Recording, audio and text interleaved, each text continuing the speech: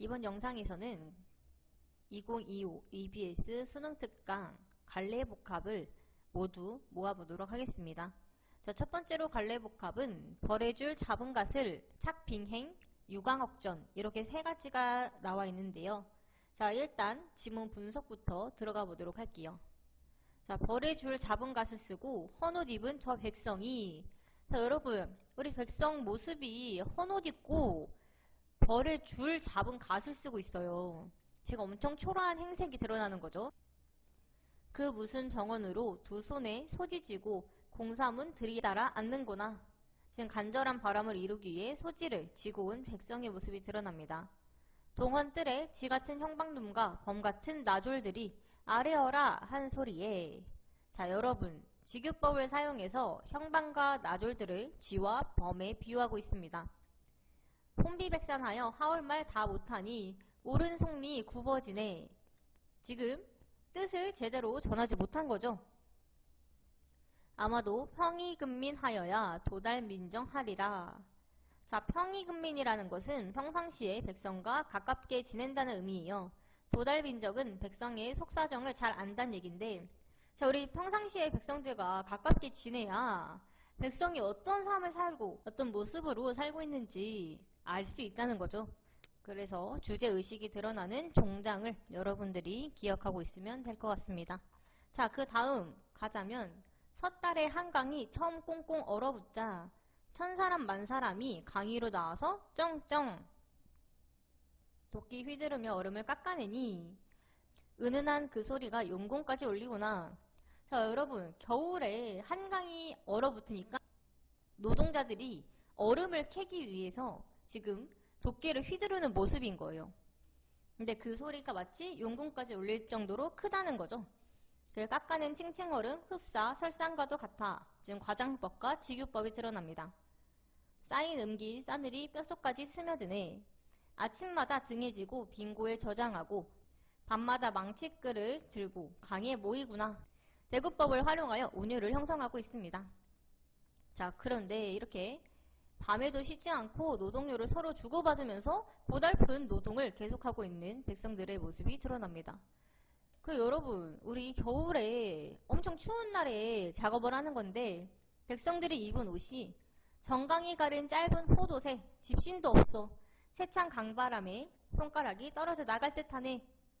우리 지금 가랑 나랑 드러나는 백성의 행태가 유사하죠. 우리 백성은 고달픈 삶을 살고 지금 가난하게 살고 있는 모습이 드러납니다. 자, 6월이라 푹푹 찌는 여름 고당 위에서는 미인이 고운 손으로 맑은 얼음을 전해주니, 자, 여러분, 우리 겨울에 일한 건 백성들인데 여름에 얼음을 먹는 건 양반들이에요. 그래서 칼로 내리쳐서 자중의 고로 나눠주면 햇살 쨍쨍한 공중으로 하얀 눈발 흩날리네. 온 당하니 더운 줄 모르고 즐거워하지만 얼음 깨는 소고로움을 그 누가 말해주랴. 지금 그 누구도 백성들의 고생을 알아주지 않는 거죠. 그리고 겨울에 이렇게 다 떨어진 옷을 입고 그리고 집신도 없이 일을 하는 백성의 모습과 여름에 룰루랄라 얼음을 먹으면서 즐거워하는 양반들의 모습을 대비하고 있습니다. 그대는 못 보았나? 더위 먹고 길에서 죽어가는 백성들. 그들은 대부분 강에서 얼음 캐던 사람이라네. 엄청 아이러니하죠, 여러분.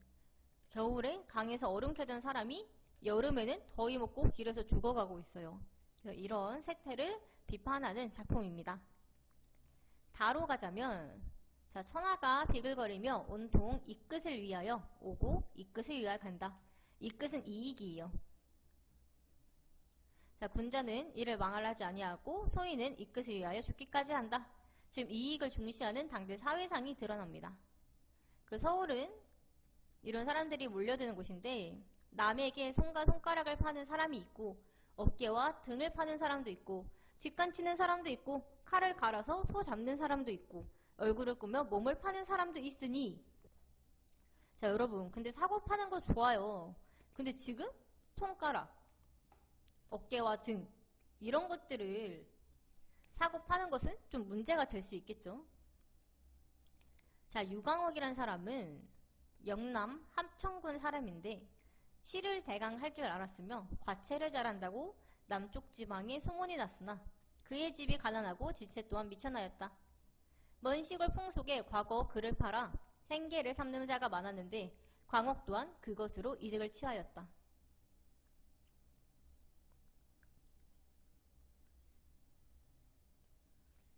지금 과실을 팔면서 이익을 취하는 광옥의 모습이 드러납니다. 그래서 어떤 주인의 아들이 광옥의 글로 진사에 오른 거예요.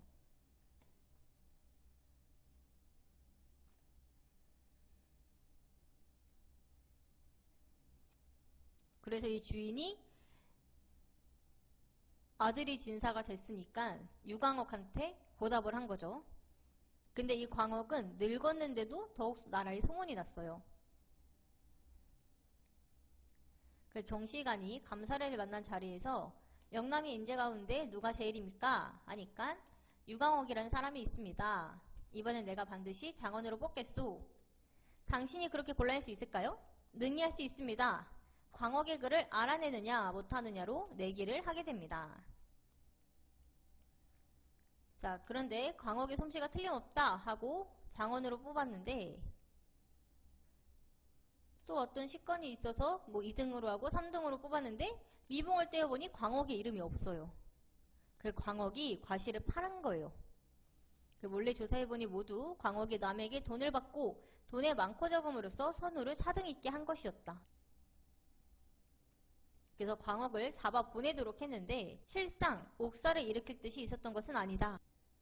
자, 그런데 광옥이 너무 무서운 거예요. 압송되기 전에 너무 두려워하다가 나는 과적이라 가더라도 역시 죽을 것이니 가지 않는 것만 갖지 못하다 하고 여겨 밤에 친척들과 더불어 마음껏 술을 마시고 이내 몰래 강에 투신하여 죽었다. 시간은 듣고 애석해하였다. 사람들은 그 재능을 아까워하지 않은 이가 없었지만 군자는 광옥이 죽어 없어지는 것이 마땅하다라고 말하였다. 매화외사는 말한다. 자, 매화외사는 작가의 대변인이자 당시 세태와 광옥에 대해 논평을 하는 사람입니다. 세상에 팔 수 없는 것이 없다. 몸을 팔아 남의 종이 되는 자가 있고 미세한 터럭과 형체 없는 꿈까지도 모두 사고 팔 수 있으나 아직 그 마음을 파는 자는 있지 않았다. 아마도 모든 사물은 다 팔 수 있지만 마음을 팔 수가 없어서인가? 유광옥과 같은 자는 또한 그 마음까지도 팔아버린 것인가? 자, 서리적 표현을 활용해 마음까지 팔아버린 유광옥에 대한 비판적 태도가 드러내고 있습니다. 아, 누가 알았으랴? 천하에 파는 것 중에서 지극히 천한매매를 글 읽는 자가 하였다는 사실을. 자, 어쨌든 유광옥은 선비인데 이 선비가 양심을 판 것에 대해 비판적 태도를 드러내고 있습니다. 주는 것과 받는 것이 제가 같다라고 말하면서 글이 마무리되고요. 우리 가나다를 함께 묻는 문제를 볼 건데요. 2번 풀어볼게요, 여러분. 가나다에 대한 설명으로 적절하지 않은 거 일시정지 누르고 풀어보도록 합시다.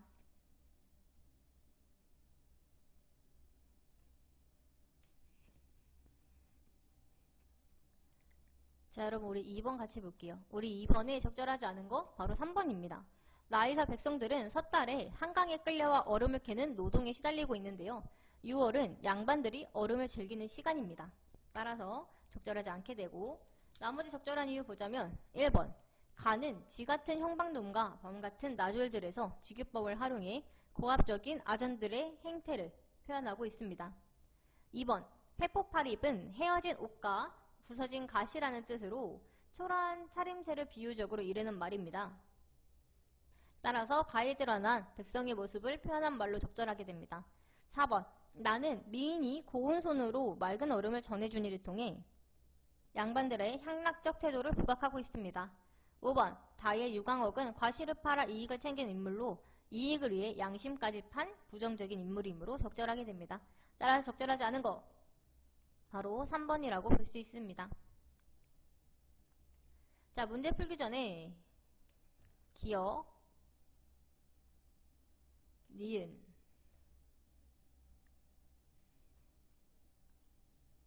디귿을 기억해 주세요. 일시정지 누르고 6번 문제 풀어보도록 하겠습니다.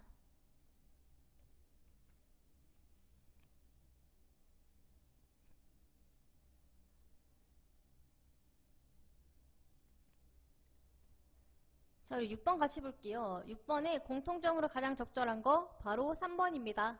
기역, 니은, 디귿은 모두 작가가 가나 다를 통해 드러난 당대의 부정적 세태에 대해 하고자 하는 말이며 주제의식이 드러난 부분입니다. 1번 기역, 니은, 디귿은 작가가 비판하고자 하는 세태에 대한 작가의 목소리이며 2번 작품에 등장하는 특정 대상에게 전하고 있는 것은 니은뿐입니다. 니은은 양반들에게 화자가 전하고 있는 말이지만 기역과 디귿은 특정 대상에게 전하고 있는 말이라고 할 수 없습니다. 4번 디귿은 법전의 글을 인용하여 설득력을 높이고 있으나 기역과 니은은 다른 사람의 말이나 글을 인용하고 있진 않습니다. 5번 기역은 백성들의 뜻이 전달되지 않는 부정적 상황에서 도달 민정을 위한 평의근민의 태도의 중요성을 강조하고 있습니다. 디귿에서도 마음만은 사고 팔면 안 된다는 것을 강조하고 있지만 니은에서는 고통받는 백성들의 모습을 제시하고 있을 뿐 부정적 상황에 필요한 태도를 직접 제시하고 있진 않습니다. 따라서 적절한 거 바로 3번이라고 볼 수 있습니다. 자, 마지막으로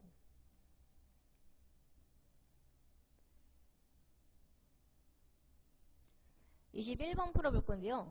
윗글은 착빙행이에요, 여러분. 그래서 윗글은 여러분들이 따로 봐주시고 21번 문제 일시정지 누르고 풀어보도록 하겠습니다.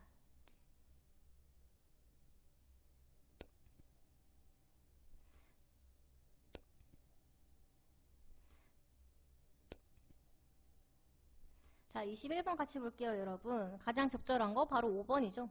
윗글은 얼음을 캐는 노동에 고통받는 백성들의 모습을 묘사하여 당대의 세태를 드러내고 있고 보기는 제비의 말을 통해 당대 현실을 우의적으로 드러내고 있습니다.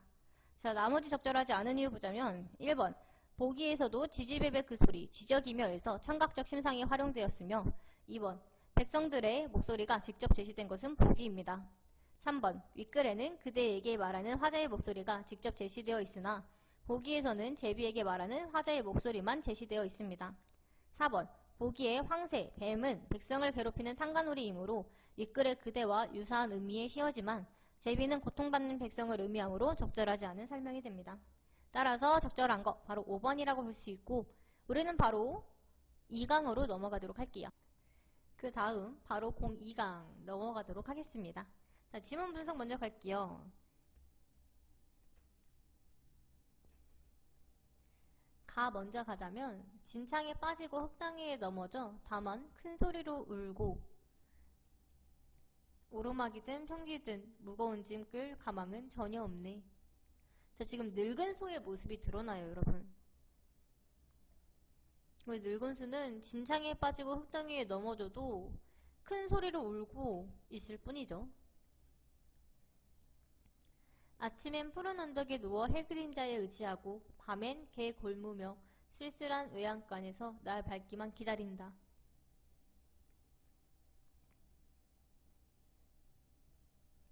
지금 소외된 채 지내고 있는 소의 모습이 드러납니다. 갈까마귀조차 등을 쪼다가 수척한 것 슬퍼하고 망가진 쟁기 허리에 걸치고 밭 갈던 옛일 떠오르네. 지금 과거와 현재 모습을 대비하고 있어요. 그 쓸모다에 버려짐은 예부터 그러하니 다만 실속도 없이 명성만 남음이 불쌍구나. 지금 무기력한 처지에 대한 한탄이 드러나고 표면적으로는 늙은 소의 모습에 대한 정서이지만 그 이면에는 자신의 처지에 대한 한탄이 담겨 있습니다. 인생무상의 정서가 드러나고 있습니다. 그 다음 가보면 반삭평이란 자는 재상가의 노비였다. 근데 그가 어렸을 적에 재상이 그의 순수하고 명민함을 아껴 시설을 가르쳤는데 여러 아들, 조카들과 더불어 같은 자리에 앉혔다. 자, 원래는 노비는 상정과 같은 자리에 앉거나 뭐 그럴 수 없잖아요. 근데 지금 방석평의 친분이 노비임에도 불구하고 재상이 그를 아껴서 지금 거의 공평하게 키운 거죠. 반석평이 조금 성장하자 먼 시골에 아들 없는 사람에게 주어 종적을 감추고 배움에 힘쓰며 주인집과는 통하지 못하게 하였다. 그래서 방석평이 노비임에도 불구하고 지금 석평이를 이렇게 키워준 거예요. 그 반석평이 과거에 응시했는데 잘 된 거죠. 그 주인 집은 재상이 이미 죽고 그의 아들과 조카들은 모두 공궁하고 천하게 되어 외출할 때는 나기도 없이 걸어서 다녔다.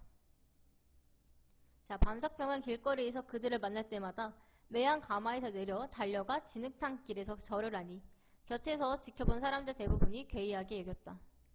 자, 왜냐면 반석평이 지금은 주인집의 아들이나 조카보다 더 잘 살고 높은 지위인데 이들에게 진흙탕 길에서도 절을 하니까 사람들이 이상하게 생각할 수밖에 없죠. 왜냐면 사람들은 반석평이 노비 신분인 것을 모르기 때문이에요. 그 반석평은 글을 써서 자신의 관직을 삭탈하고 주인집의 아들과 조카들에게 관직을 줄 것을 청했습니다. 그 반석평도 참 착한 사람이죠. 그 조정에서는 이를 의롭게 여겨 후하게 장려하여 국법을 파기하고 본래의 직책에 나아가기를 예전처럼 하게 하였다. 또한 그 주인집 아들에게도 관직을 주었다. 지금 행복한 결말로 끝나고 있습니다. 그 다음 가자면 정소남이란 사람이 난초를 그리는데 반드시 그 뿌리를 흙에 묻지 아니하니 이민족에게 짓밟힌 땅에 개결한 몸을 더럽히지 않으려 함이란다. 붓에 먹을 찍어 종이에다 환을 친다는 것이 무엇이 그리 대단한 노릇 일이 오마는 사물의 형용을 방불하게 하는 것만으로 장기로 치는데 그치지 않고 자연을 빌려 작가의 청고한 심경을 호소하는 한 방편으로 삼는다는 데 비로소 환이 예술로 등장할 수 있고 예술을 위하여 일생을 바치기도 하는 것이다. 지금 글쓴이의 예술관이 드러납니다. 자, 그런데 나란 사람이 일생을 거의 3분의 2나 살아온 처지에 아직까지 나 자신 환쟁인지 예술가인지까지도 구별하지 못한다는 것은 딱하고도 슬픈 내 개인 사정이거니와 되든 안 되든 그래도 예술가답게나 살아보자고 죽자고 내 딴엔 굳은 결심을 한 지도 이미 오래다. 그래서 물욕과 영달에서 떠나자 한묵으로 유일한 벗을 삼아 일생을 단박하게 살다 가자 하는 것이 내 소원이라면 소원이라 할까? 그 나는 세속적인 가치에서 벗어나서 그림을 그리며 욕심 없이 살아가는 걸 목표로 삼은 거예요. 그 이 오죽자는 나한테도 아는 친구 모르는 친구한테로부터 혹시 그림장이나 그려달라는 부질없는 청을 받을 때가 많다. 내 변변치 못함을 모르는 내가 아닌지라 대개는 거절하고 마는 것이나 그러나 경우에 따라서는 할 수 없이 청에 응하는 수도 있고 또 가다가는 자진해서 도말에 보내는 수도 없지 아니하니 이러한 경우에 택하는 화제란 대개의 두어머리에 개를 그리는 것이다.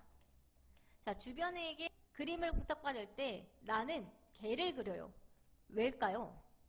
첫 번째로 그리기가 수월합니다. 그리고 화제를 써요.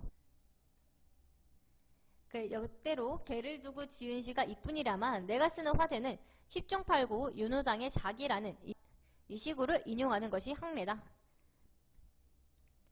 자, 윤호당의 시구를 화제로 쓴 이유는 무장공자로서 단장의 비애를 모른다는 대문이 자신의 신금을 올리기 때문이죠. 그래서 이 비애의 주인공은 실로 나 자신이 아닌가. 단장의 비애를 모르는 놈, 얕고 영리하게 처세할 줄 모르는 눈치 없는 미물. 아니 나 자신만이 아니라 우리 민족 중에는 이러한 인사가 너무나 많지 않은가. 그래서 걔는 확실히 좋은 화제다 이러고 자신이 개의 그림을 그려서 보내는 이유에 대해서 나와 있었습니다. 나머지 글은 여러분들이 한번 읽어봐 주시면 되고요. 우리는 이와 관련된 문제 2개 정도만 풀고 넘어가도록 할게요. 자, 우리 일단 1번 문제 일시정지 누르고 풀어보도록 하겠습니다.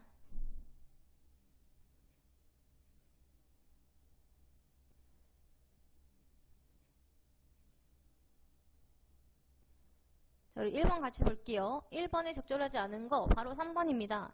나의 반석평은 노비라는 자신의 신분을 속이고 과거에 급제하여 출세한 인물입니다.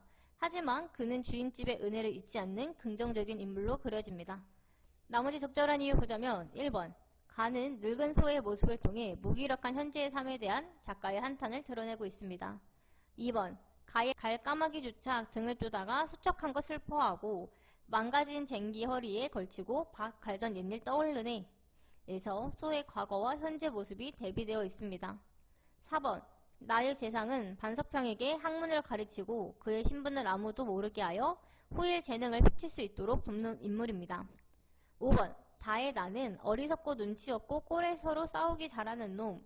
귀엽게 보면 재미나고 어리석게 보면 무척 동장이 가고 밉살스레 보면 가증하기 짝이 없는 놈이라면서 개에 대한 복합적인 감정을 드러내고 있습니다. 따라 적절하지 않은 거 바로 3번이라고 볼 수 있고요. 자, 마지막으로 2번 문제 풀어볼 건데, 자, 여러분 기어, 니은, 디귿, 리을, 미음 확인해 주시고 2번도 일시정지 누르고 풀어보도록 하겠습니다.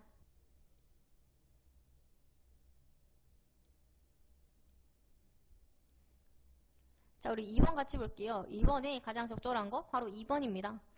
자, 아무런 실속도 없이 명성만 남은 현재의 무기력한 처지에 대한 소의 한탄이 제시된 부분이므로 적절하게 되고요. 나머지 적절하지 않은 이유 보자면 1번 과거가 아니라 늙어서 힘이 빠진 현재 소의 고난을 보여주는 모습입니다. 3번 다른 사람들은 반석평이 노비인 것을 모르기 때문에 재상이 길에서 주인집 아들과 조카들을 만날 때마다 절을 하는 것을 괴이하게 여기고 있습니다. 4번 행복한 결말을 통해 이 작품이 전달하고자 하는 교훈을 부각하고 있을 뿐 실제 역사를 제시하고 있진 않습니다. 5번 다에서는 제시된 한시는 윤호당의 시구를 인용한 것입니다. 따라서 나가 한시를 지으며 고심했다고 보기는 어렵습니다. 따라서 가장 적절한 거 2번이고요. 우리는 바로 03강으로 넘어가 보도록 하겠습니다. 03강 훈계자손가 옥림몽 보도록 할게요. 자, 훈계자손가는 여러분들이 오륜가를 생각하면 좀 쉽게 접근할 수 있을 거예요. 그래 가자면 이봐 아이들아 내 말 들어 배웠으라. 어버이 효도하고 어른을 공경하여 일생에 효제를 닦아 어진 이름 얻어라. 지금 제1수는 어버이께 효도하고 어른을 공경할 것을 권고하고 있습니다. 남의 말 하지 말고 내 몸을 살펴보아 허물을 고치고 어진 데 나아가라. 내 몸에 온갖 흉이 있으면 남의 말을 하리요. 지금 내 몸의 흉을 알면 남의 말을 하지 않는다 라는 것을 의문형 문장을 통해 드러내고 있습니다. 사람이 되어서 착한 길로 다녀라. 언충신 행독경을 마음속에 잊지 마라. 내 몸이 착하지 않으면 마을 안인들 다니랴. 착하게 살지 않으면 마을 안도 다닐 수 없다는 것을 의문형 문장을 통해 드러내고 있고요. 남과 싸우지 마라. 싸움이 해 많으니라. 크면 관가소송이요 적으면 수치스러운 욕이니라. 무슨 일로 내 몸을 그릇다녀 부모 욕 먹이리. 지금 남과 싸우는 것은 부모 욕을 먹이는 거다라는 걸 드러내고 있는 거죠. 그런 일 몰라 하되 뉘우치면 다시 마라. 자, 그릇된 일을 몰라서 했으면 뉘우치고 다시는 하지 마라. 지금 반성의 중요성을 강조하고 있습니다. 알고도 또 하면 끝끝내 그르리라. 진실로 허물을 고치면 어진 사람 되리라. 지금 그릇된 일을 뉘우쳐 다시는 하지 않을 것, 즉 반성을 강조하고 있는 부분입니다. 욕심이 난다고 몹쓸 짓 하지 마라. 그리고 부모께 무난하고 여가의 글 배워 미칠 듯 하여라 하면서 부모를 잘 섬기고 충실해라. 욕심을 버려라. 훈계를 드러내고 있고요. 그 다음 옥림몽 보면은 자, 송나라 때 유담은 딸 헤란을 친거 범죄를 해야 될 경문과 정혼시킵니다. 자, 어느 날 범질이 죽고 유담도 죽게 돼요. 근데 혼약을 지키라는 당부의 말을 남깁니다. 그러면 헤란이랑 경문이랑 결혼을 해야 되는 거죠. 그런데 부마 여씨가 황제에게까지 청원하여 자기 딸 교란을 경문과 혼인시키려 한다. 자, 부마가 범공자의 금옥같이 빼어난 문장과 용모를 듣고 매파를 보내어 고혼하다가 물리침을 당하고 또 소저가 처음 범생의 아름다운 소식을 듣고 매우 흠모하더니 매파가 돌아와 범가의 소식을 낱낱이 전하니 마음속의 번뇌함을 맞이 아니하더라. 자, 지금 부마 여씨가 범공자한테 매파를 보냈는데 거절당했죠. 근데 이 부마 여씨의 딸인 교란도 범공자를 좋아하고 있었던 거예요. 근데 매파가 돌아와서 이렇게 거절의 말을 전하니까 슬퍼하고 있는 거죠. 그래서 공주가 딸의 그러한 거동을 보시고 마음속으로 딱하고 안타깝게 여겨 얘기해서 금하는 것을 어기고 황제께 조회할 때 정사가 한간틈을 타 말씀드리기를. 그래서 범공자랑 결혼시키고 싶다라고 한 거죠. 그 황제가 생각을 하다가 임금과 부모는 한 가지다. 범질이 생시에 장화였을 것 같으면 어찌 임금의 명령으로 아버지의 명령을 어그러지게 할 수 있겠는가? 지금 황제는 임금과 부모는 한 가지라는 유교적 이념을 바탕으로 이미 아버지가 아들의 혼인 상대를 정했으니 황제인 자신도 어찌할 수 없다고 말하고 있습니다. 공주가 계속해서 비니까 황제가 어쩔 수 없이 허락해요. 그리고 황제가 교란을 결혼시키기 위해서 승상과 간이대부는 각각 한 명의 남자아이를 들은 대로 아뢰어라. 짐이 마땅히 친히 중매가 되리라 라고 명령하게 됩니다.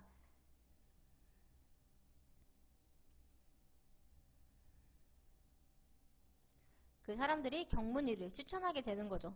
그래서 황제가 그러면은 혼인을 이루게 하라 라고 하는 거예요.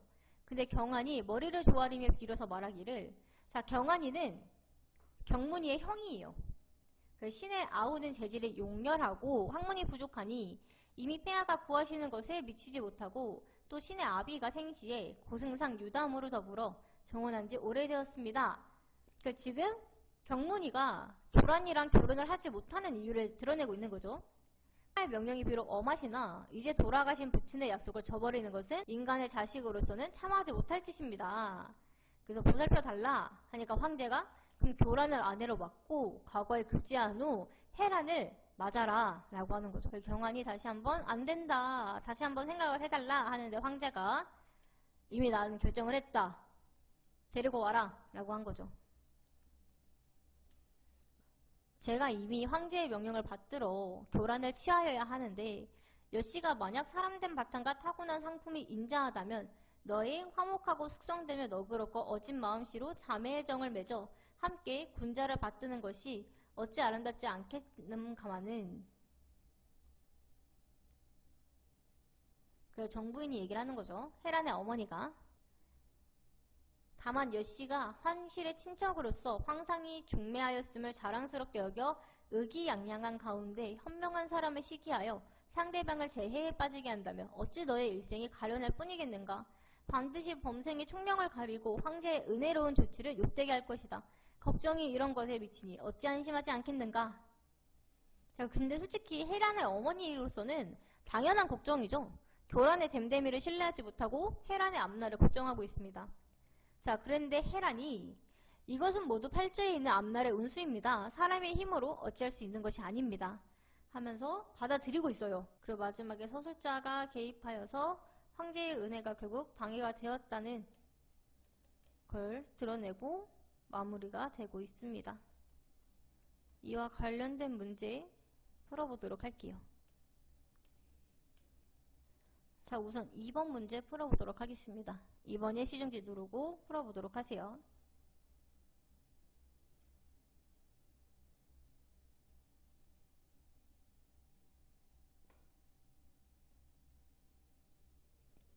자, 우리 2번 같이 볼게요. 2번에 적절한 거 바로 3번입니다.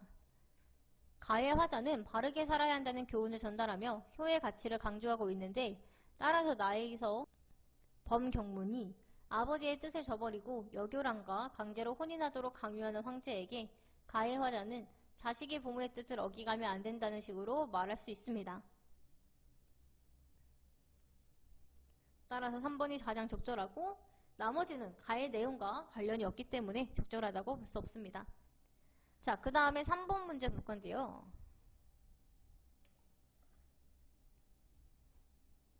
우리 3번도 일시정지 누르고 풀어보도록 합시다.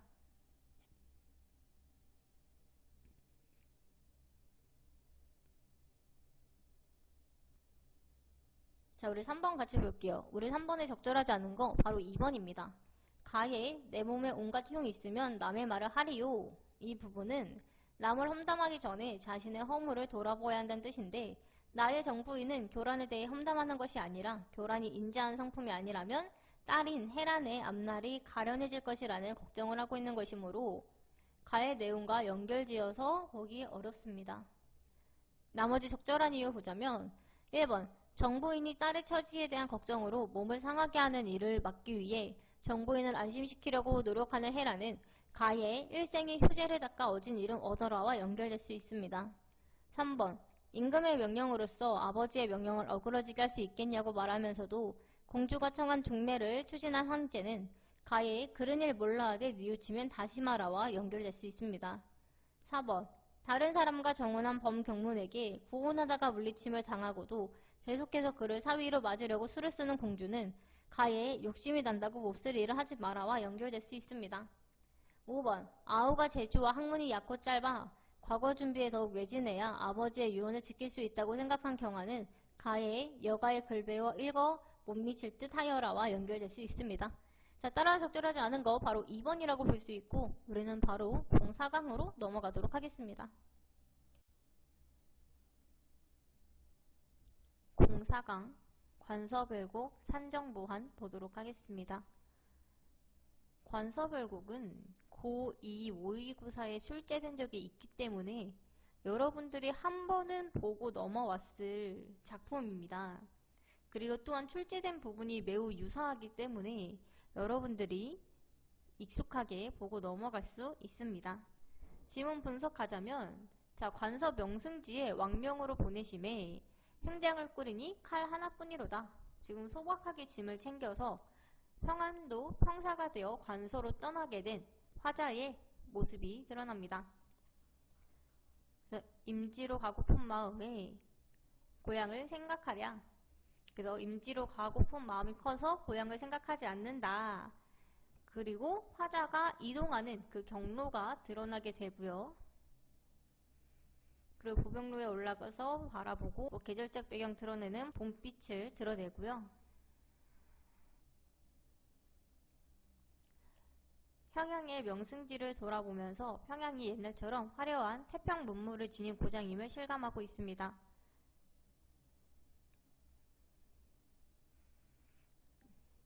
동산에 백꽃 피고 진달래꽃 못 다진 때 지금 구체적인 사물인 백꽃과 진달래꽃을 활용해 시간적 배경을 드러내고 있습니다. 그 진영의 일이 없어서 자, 진영의 일이 없다는 건 그만큼 평화로운 상황이라는 거죠. 그래서 그 평화로운 상황에 화자가 약산 동대에 술을 싣고 올라가니 눈 아래 구름 낀 하늘이 끝이 없구나. 약산동대에서 보는 구름 낀 하늘을 화자의 눈 아래 두었다는 점에서 상춘곡에 산봉우리에 급히 올라 구름 속에 앉아보니와 유사하다고 할 수 있습니다. 그래서 백두산 내린 물을 지규법을 활용해 드러내고 있으면서 동적인 자연물의 모습을 늙은 용에 빗대어 표현하고 있습니다. 그래서 예천적 태도가 드러난다라는 거 알고 있으면 되고요. 그 다음 산정무한 들어가도록 할게요. 자, 자꾸 깊은 산속으로만 들어가기에 어느 세월에 이 골을 다시 헤어나 볼까 두렵다. 지금 깊은 산속으로 들어가는 글쓴이의 정서가 드러나고 이대로 친지와 처자를 버리고 중이 되는 수밖에 없나 보다고 생각하며 자, 왜냐면 너무나도 깊은 산속으로 들어갔기 때문에 아, 나이가 이제 중이 될 수밖에 없나 보다 라고 생각을 한 거예요. 그 고개를 돌이키니 몸은 어느새 구름을 타고 두리둥실 쏟았는지 군소봉이 발밑에 절하여 아래는 비로봉 중어리에 나는 서 있었다. 지금 글쓴이의 여정이 드러납니다. 그래서 단풍의 아름다움을 느끼고 영봉의 모습을 보면서 예찬을 하면서 비로봉 절정에 있는 찻집으로 가게 되는 거죠. 그리고 온순해진 날씨에 암상에 올라 사방을 조망했으나 보이는 것은 그저 뭉개이는 운해뿐 운해는 태평양보다도 깊으리라 싶다. 지금 비교법을 활용해서 운해의 깊이를 강조하고 있습니다. 그래서 암상에 오른 글쓴이의 심정 같은 거 여러분들이 잘 알아놓고 있으면 된답니다. 그리고 아무래도 가와 나의 둘 다 화자나 필자의 여정, 공간의 이동이 드러나기 때문에 이 사람들이 어느 공간에 가서 어떤 감상을 남기는지를 여러분들이 정리해 놓으면 좋을 것 같습니다. 자, 우리는 이와 관련된 문제를 풀어보도록 할게요. 자, 우리 먼저 1번 문제 풀어볼 건데요. 우리 1번 일시정지 누르고 풀어보도록 합시다. 우리 가는 관서별고, 나는 산정무한이에요.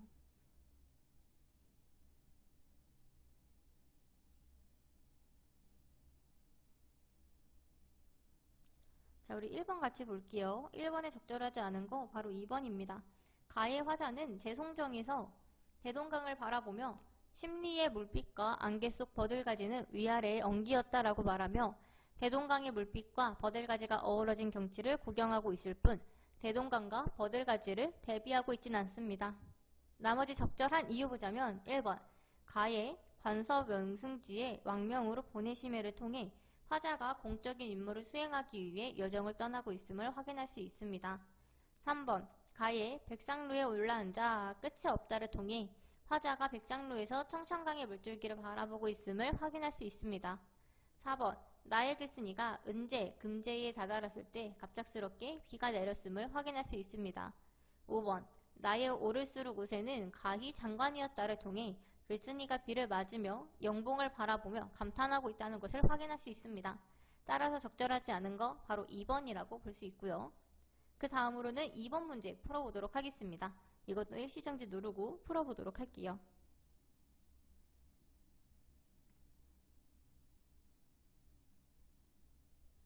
여러분 2번 같이 볼게요. 2번에 적절하지 않은 거 바로 5번입니다. 나는 뒤로 본 절정의 찻집에서 따뜻한 인정을 느끼고 풍경을 바라보고 있을 뿐 인간과 자연을 대비하고 있진 않습니다.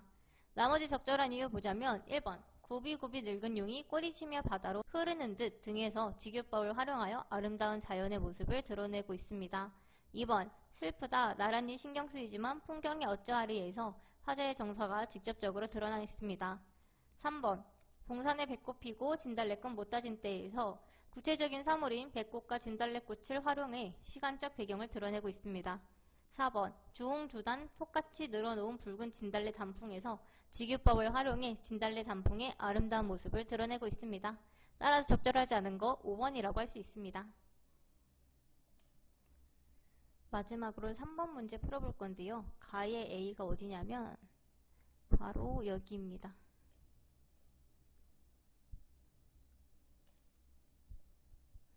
여러분들이 A 부분 기억해 주시고 3번 일시정지 누르고 풀어보도록 할게요.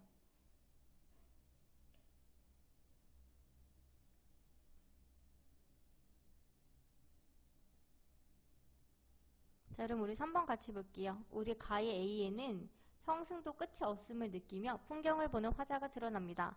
따라서 자연을 즐기는 자연 친화적 정서가 드러난다고 할 수 있는데요. 이는 4번에서 욕심 없이 가을 달밤의 정취를 즐기는 화자가 드러나므로 A와 유사한 정서가 드러난다고 할 수 있습니다. 나머지 적절하지 않은 이유 보자면 1번 상과 달리 돌아오지 않는 인간사에 대한 무상감이 드러나며 2번 깨꼬리와 달리 혼자인 화자의 외로움이 드러납니다. 3번 삼각산과 한강수는 화자가 떠나는 고국 산천을 의미하며 이를 통해 나라를 떠나는 마음을 드러내고 있습니다. 5번 임에 대한 일편단심을 드러내고 있으므로 적절하지 않게 됩니다. 따라 3번에 가장 적절한 거 4번이고 우리는 바로 05강으로 넘어가 보도록 하겠습니다. 05강 홍무, 봄비, 다락을 볼 건데요.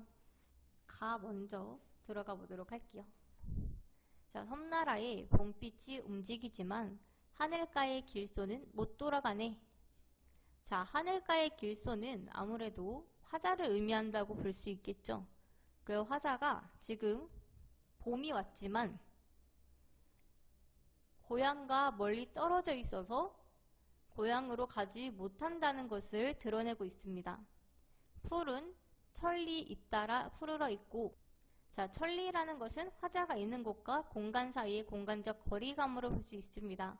그리고 섬나라라는 거를 근거로 해서 지금 화자가 일본에 와 있음을 추측할 수 있는데 화자는 현재 사신의 신분으로 일본에 가 있는 상황입니다.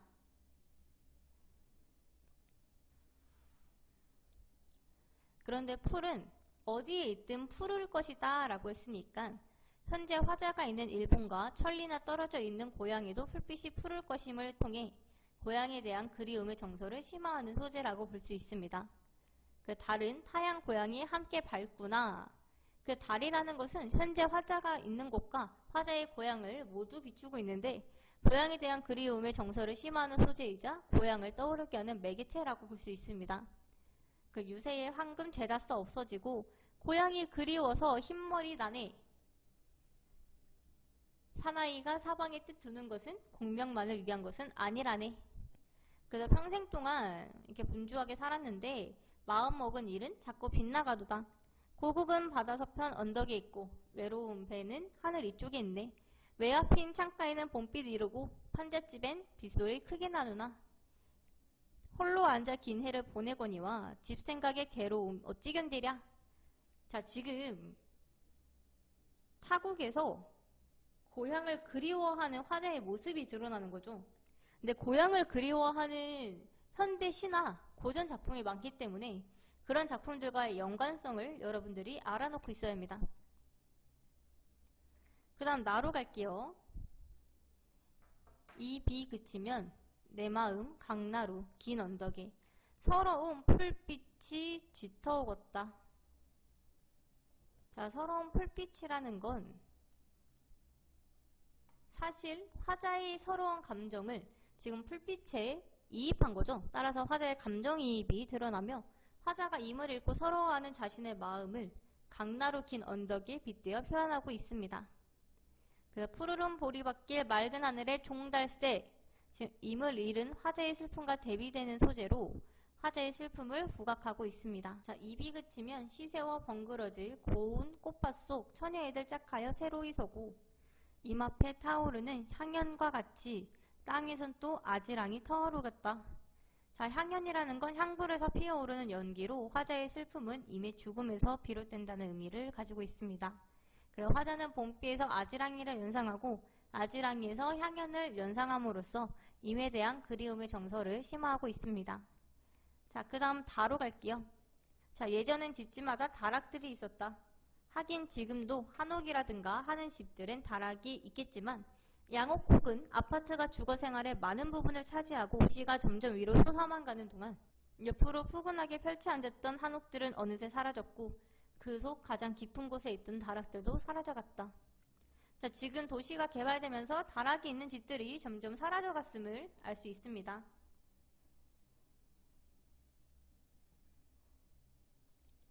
그때 다락 속의 어둠에선 향내가 났었다.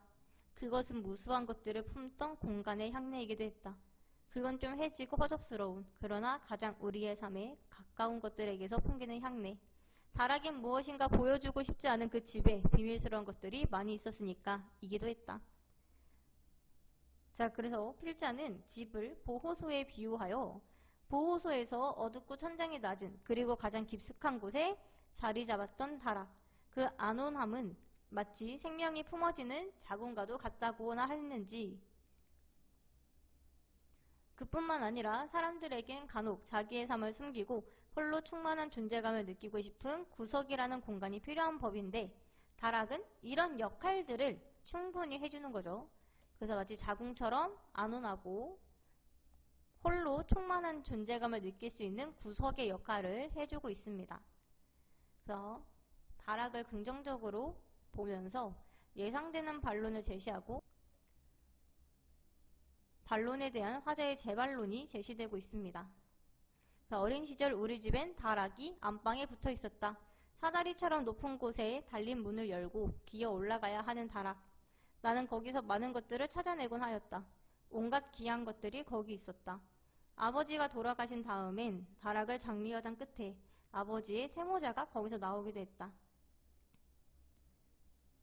그래서 다락에 대해 가지고 있는 필자의 인식과 생각을 여러분들이 알고 있으면 되고, 자, 그리고 아파트의 다용도실과 다락은 비교할 수가 없다. 그 의문형 문장을 통해 서리법을 사용하여 의미를 강조하고 있으며 이렇게 다락이 사라져가고 있는 이런 현대인 삶에 대한 안타까움이 드러난다는 것을 여러분들이 알아주면 됩니다. 자, 우린 이와 관련된 문제 풀어보도록 할게요. 자, 우리 우선 2번 문제 풀어보도록 할게요. 2번 풀어볼 시간 줄 테니 일시정지 누르고 풀어보도록 합시다.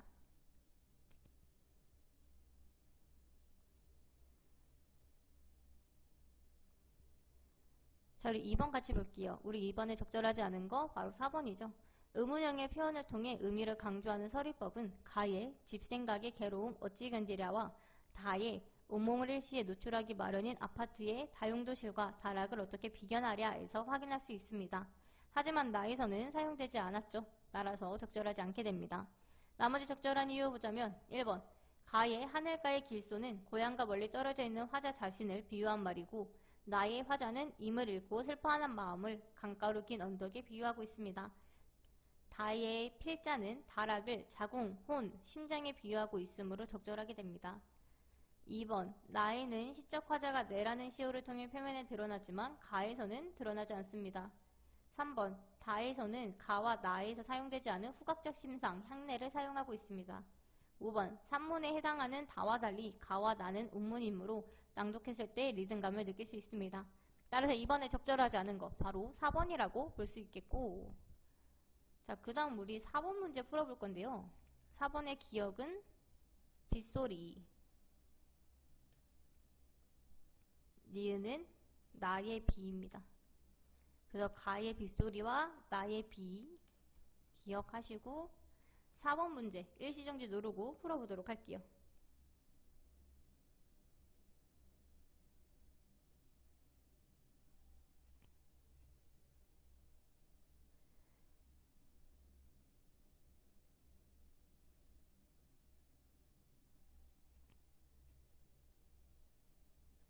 자, 우리 4번 같이 볼게요, 여러분. 적절한 건 바로 3번입니다. 기억 빗소리는 고향을 그리워하는 화자의 정서를 심화하고 애상적 분위기를 조성하기 위해 사용된 소재입니다. 니은 비는 임을 잃은 화자의 슬프고 서러운 정서를 심화하고 애상적 분위기를 조성하기 위해 사용된 소재입니다. 나머지 적절하지 않은 이유 보자면 1번 기억에만 해당하는 설명이고 2번 기억, 니은 모두 해당하지 않죠. 상하 5번은 기억, 니은 둘 다 현실에서 벌어지고 있는 상황이므로 적절하지 않게 됩니다. 따라서 4번에 가장 적절한 거 3번이라고 볼 수 있고요. 마지막으로 5번 문제 풀어볼게요. 5번도 일시정지 누르고 풀어보도록 합시다.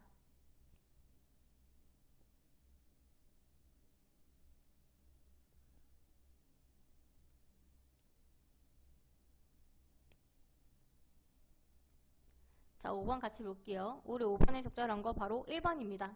가의 화자는 고향, 나의 화자는 임, 다의 화자는 다락이라는 대상을 각각 그리워하고 있으므로 적절하게 됩니다. 나머지 적절하지 않은 이유 보자면 1번 음성 상징어는 찾아볼 수가 없고요. 3번 가나 다의 화자가 그리워하는 대상은 가나처럼 화자의 곁에 있지 않거나 다처럼 사라져가고 있으므로 가나 다의 화자는 자신이 처한 상황을 부정적으로 인식한다고 보아야 합니다. 4번 반어적 표현은 사용되지 않았고 5번 과거의 사건을 회상하는 것은 다의 필자이므로 적절하지 않게 됩니다. 따라서 적절한 거 5번이라고 볼 수 있겠습니다. 자, 우리는 바로 06강으로 넘어가도록 할게요.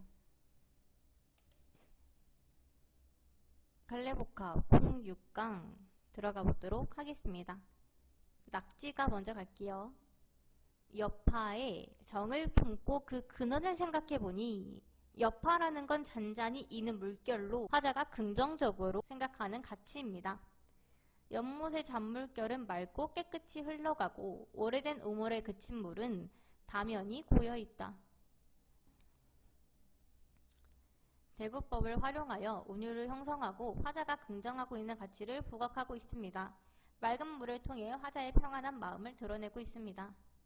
그 짧은 담에 의지하여 고해를 바라보니 욕심의 거센 물결이 하늘에 차서 넘치고 탐욕의 생물이 세차게 일어난다.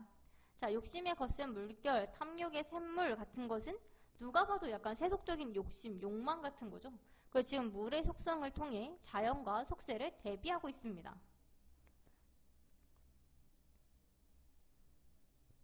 그리고 평생을 다 살아도 100년이 못 되는데 이런 인생 무상이 드러나고요. 공명이 무엇이라고 일생에 골몰할까? 자, 여러분들 세속적 가치를 의미하는 공명, 낮은 벼슬, 부귀와 같은 것들을 알아놓고 있어야 됩니다. 이런 것들을 다 했는데 남가의 한 꿈이라 황량이 덜 익었네. 그 세속적 가치를 추구하는 것에 허무함을 드러냅니다. 자, 여러분들 세속적 가치의 허무함, 그래서 약간 자연을 긍정하는 다른 고전 작품들과 연계를 해서 알아놓아야 합니다. 나는 내 뜻대로 평생을 다 즐겨서 천지에 넉넉하게 논일고 강산에 누우니. 지금 벼슬할 거 다 하고 강산에 누워서 자연을 즐기며 한가롭게 지내고 있는 거예요. 그 사시에 내 즐김이 어느 때 없을런가? 그래서 사계절 모두 행복하게 사는 모습이 드러나는 거죠. 누왕에 안거하여 담표에 씨름 없고 세상 길에 발을 끊어 명성이 감추어져 은거행위에 자허하고 요순지도 즐기니 내 몸은 속인이나 내 마음 신선이요. 징계가 지척이나 지척이 천리로다. 자, 징계는 속세예요, 여러분. 그럼 여기 세속적 가치와 함께 알아두면 좋겠죠? 그 원래 속세가 가까운데 이 가까운 게 천리다. 그 속세와의 친미적 거리감이 그렇게 멀다 라는 걸 드러내고 있습니다. 그래서 여러분들 이거는 마지막까지 안 봐도 알 수 있는 게 결국 자연에서 지내는 삶이 행복하다, 즐겁다, 난 이제 세속적인 가치를 멀리하겠다 라는 내용을 담은 시입니다. 그 나머지는 여러분들이 한번 봐주시면 되고요. 그 다음으로 갈게요. 청산행. 손 흔들고 떠나갈 미련은 없다. 며칠째 청산에 와 발을 보니 흐리던 산길이 잘 보인다. 지금 현재형 문장을 활용하여 현장감과 생동감을 주고 있습니다. 상수리 열매를 주우며 인가를 내려다보고 쓰다둔 편지 구절과 버린 칫솔을 생각한다. 속세에서의 삶에 대한 미련이 드러납니다. 남방으로 가다 길을 놓치고 두어 번 허우적거리는 여울물, 산 아래는 떼까치들이 몰려와 모든 야성을 버리고 들 가운데 순결해진다. 지금 자연 속에서 거친 감정이 정화되어 온순해지고 순결해지는 자연물이 드러납니다. 길을 가다가 자주 뒤를 돌아보게 하는 30번 다져두고 30번 포기했던 관습들. 그래서 서쪽 마을을 바라보면 나무들의 잔 숨결처럼, 자, 일단 나무들의 잔 숨결, 직유법도 드러나고 의인법이 드러나죠. 가늘게 흩어지는 저녁 연기가 한 가정의 고민의 양식으로 피어오르고, 생목 울타리엔 들거미줄, 맨살 비비는 돌들과 함께 누워 실로 이 세상을 알아보지 않은 것들과 함께 잠들고 싶다. 지금 현실적 고뇌에서 벗어나 자연 속에서 편안하게 지내고 싶은 소망을 드러내고 있습니다. 화자의 시선이 청산, 산길, 인가, 여울물, 때까치, 저녁 연기의 돌들로 이동하며 시상이 전개되고 있습니다. 마지막. 자, 갑자기 최진철이 불쑥 밑도 끝도 없이 한마디를 합니다. 언제 나를 잡아서 우리끼리 여행이나 한번 갔다 오면 어떨까?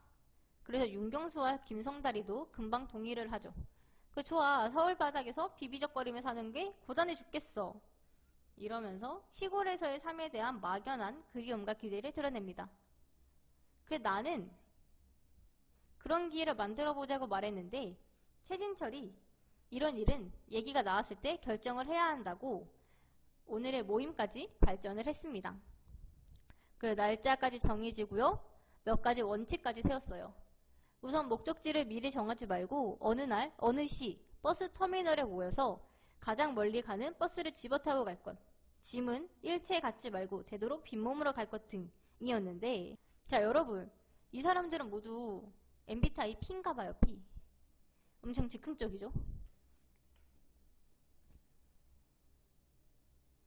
그런데 이런 원칙에 어떤 의도가 담겼느냐, 이번 우리의 여행이 도시의 문명이나 잡담을 피해서 다만 며칠이라도 깊숙이 자연의 품에 안기러가는 것이므로 우리가 일상생활에서 쓰는 잡동사니들을 끌고 가지 말자는 의도에서였다. 의도 정말 좋아요. 누군가가 치약 칫솔은 있어야 되지 않냐 했는데 시골에 가면 돌수금이라는 게 있지 않냐, 그걸로 닦아야 그런 곳에 간 기분이 나는 법이라고 우깁니다. 그래, 좋았어. 비록 우리들의 고향은 아니어도 좋아. 고향과 엇비슷한 데로 가서 우리를 키워준 고향 같은 무드 속에 며칠 묻혔다 오는 거야. 알고 보면 우리들 넷이 모두 산골 촌놈들 아니니 먹고 사느라고 너무 오래 그런 정경과 등을 지고 살아왔고. 그래서 떠나게 되죠. 중략 부분 이야기는 어쨌든 시골 생활을 하러 갔는데 시골 생활을 버티지 못하고 조기 상경했기 때문에 지금 서울로 오는 버스 안에서 아무런 말이 없는 거예요. 그까지 3박 4일을 제대로 채우지도 못하고 하루를 앞당겨 온다든가 하는 것보다도 달라진 환경 속에 다만 며칠을 견디어내지 못하고 도망하듯 그 마을을 떠나오는 데서 부끄러움이 있었는지도 모른다. 무교동이나 종로바닥에서 맥주를 마시며 산촌의 전경을 얘기하던 자신들이 얼마나 얄팍하고 배부른 여담이었는가를 느끼는 순간이기도 했는데, 그러나 우리는 그런 한편으로 숨이 칵칵 막히는 지점에서 쉽게 빠져나온 것을 다행으로 생각하는 것 같은 안도감을 느끼는 자신들을 발견하고 있었다. 자, 이미 이 사람들은 도시 문명에 익숙해져 버린 거예요. 그래서 오히려 도시 문명이 없는 시골이 더 답답하게 느껴진 거죠. 그리고 특히 이 사람들은 뭐 아무런 짐도 안 들고 갔으니까 더 답답했겠죠. 그래서 이 사람들은 서울로 오자마자 다방에 들려서 커피 마시고 무교동으로 나가 생맥주를 마시면서 인제 살 것 같군 이라 말하며 떠들고 웃곤 합니다. 그 인제 살 것 같군 이라는 것은 도시의 삶으로 돌아온 것에 대한 심정이죠. 도시인들의 허위의식이 드러난다고 볼 수 있습니다. 자, 우리 이와 관련된 문제 3개만 풀고 그 다음 7강으로 넘어가도록 할게요. 자, 우리 3번 문제 풀어보기 전에 A가 어디냐면 A는 바로 여기예요. 나의 여기 청산행에 있는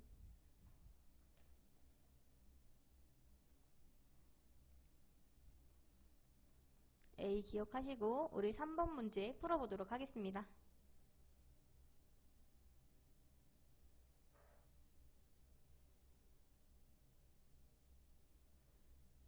자, 그럼 우리 3번 문제 같이 볼게요. 우리 3번에 가장 유사한 거 바로 2번입니다. A에서는 속세에 대한 화자의 미련이 드러나는데 2번에도 익묻은 장글란을 들고 물 아래, 즉 속세를 바라보는 화자의 모습이 드러나므로 속세에 대한 화자의 미련을 알 수 있습니다. 나머지 적절하지 않은 이유 보자면 1번 화자의 시름을 새에 이입하여 드러내고 있고, 3번 벗어날 수 없는 숙명적 고통으로 인해 힘들어하는 화자의 모습이 드러납니다. 4번 기적이 일어나기를 소망하는 화자의 태도가 드러나 있습니다. 5번 술을 통해 현실의 고통에서 잠시나마 벗어나고 싶은 화자의 체념적 태도가 드러나고 있습니다. 따라 적절한 거 2번이라고 할 수 있고, 자, 우리는 바로 4번 문제 풀어볼게요. 일시정지 누르고 4번 문제 풀어보도록 합시다.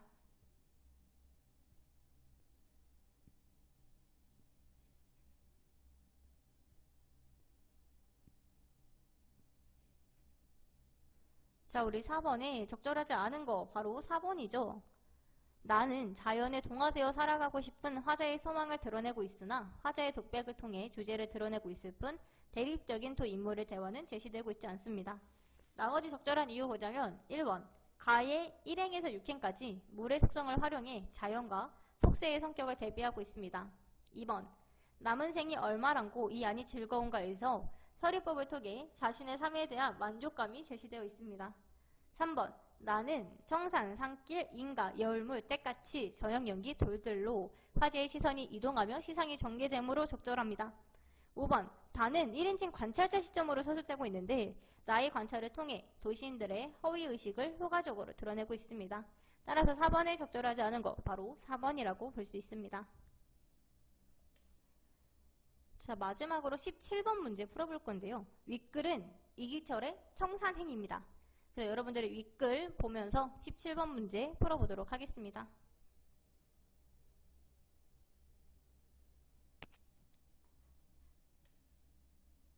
자, 우리 17번 같이 볼게요. 17번에 적절하지 않은 거 바로 3번입니다.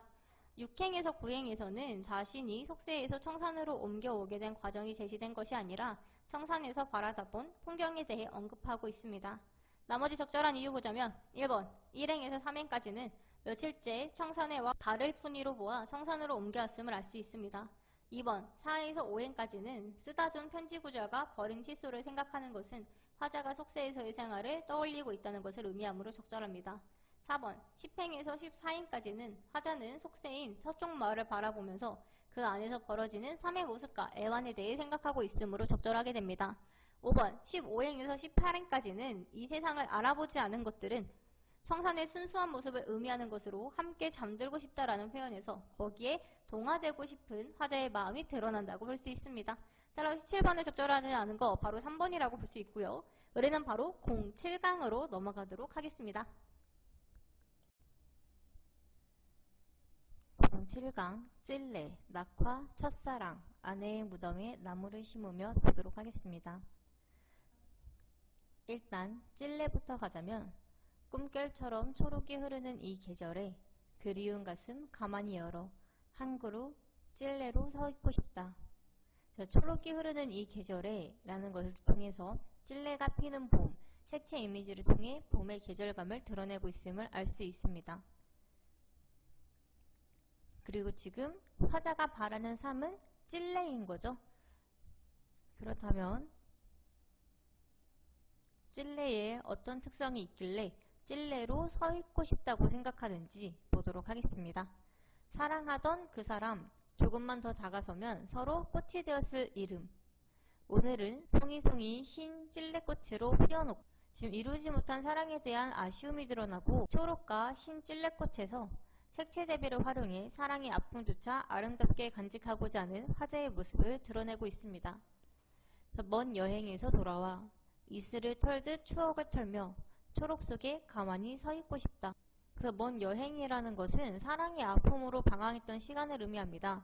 이슬을 털듯 에서 직유적인 표현 사용되고 아팠던 사랑의 추억을 털어버리고 새로운 사랑을 시작하고 싶은 바람을 드러내고 있습니다. 추상적인 추억을 구체화하여 표현하고 있는 모습입니다. 내겐 우는 날이 많았었다. 지금 사랑으로 인해 아팠던 적이 많았던 과거를 회상하고 있습니다. 아픔이 출렁거려 늘 말을 잃어갔다. 진실한 사랑이 실패로 끝났던 과거를 회상하고 있는 모습이고요. 그래서 오늘은 그 아픔조차 예쁘고 뾰족한 가시로 꽃 속에 매달고 지금 아팠지만 아름다웠던 과거의 사랑을 역설적 표현을 통해 드러내고 있는 부분입니다. 예쁘고 뾰족한 가시. 그래서 이걸로 꽃 속에 매달고 사랑의 아픔을 극복하는 상황을 형상하고 있는 거죠. 꿈결처럼 초록이 흐르는 이 계절에 무성한 사랑으로 서 있고 싶다. 자, 추상적인 사랑을 구체화하여 표현하였으며 소박한 사랑의 감정이 깊은 사랑의 정신으로 승화되는 내면의 변화 양상을 드러내고 있습니다. 그 다음 가보도록 할게요. 그대가 아찔한 절벽 끝에서 바람의 얼굴로 서성인다면, 바람의 얼굴로 서성인다라는 게 바람처럼 떠나려 한다면 이라는 가정법이라고 생각하면 돼요. 그러면 그대를 부르지 않겠습니다. 지금 경어체를 활용하여 경건한 태도를 드러내고 있습니다. 옷깃 부둥키며 수선스럽지 않겠습니다. 지금 담담히 이별을 수용하겠다는 화자의 의지가 드러납니다. 그대에게 무슨 연유가 있겠거니 내 사랑의 몫으로 그대의 뒷모습을 마지막 순간까지 지켜보겠습니다. 손 내밀지 않고 그대를 다 가지겠습니다. 떠나는 그대를 이해하고 포용하는 것이 사랑의 완성이라는 생각을 드러내고 있습니다. 그리고 손을 내미지 않았는데 그대를 다 가진다 라는 역설적 표현으로 볼 수 있는 해당 부분을 기억하고 있으면 되고요. 그 다음으로 가면 아주 조금만 먼저 바닥에 닿겠습니다. 가장 낮게 엎드린 처마를 끌고 추락하는 그대의 속도를 앞지르겠습니다.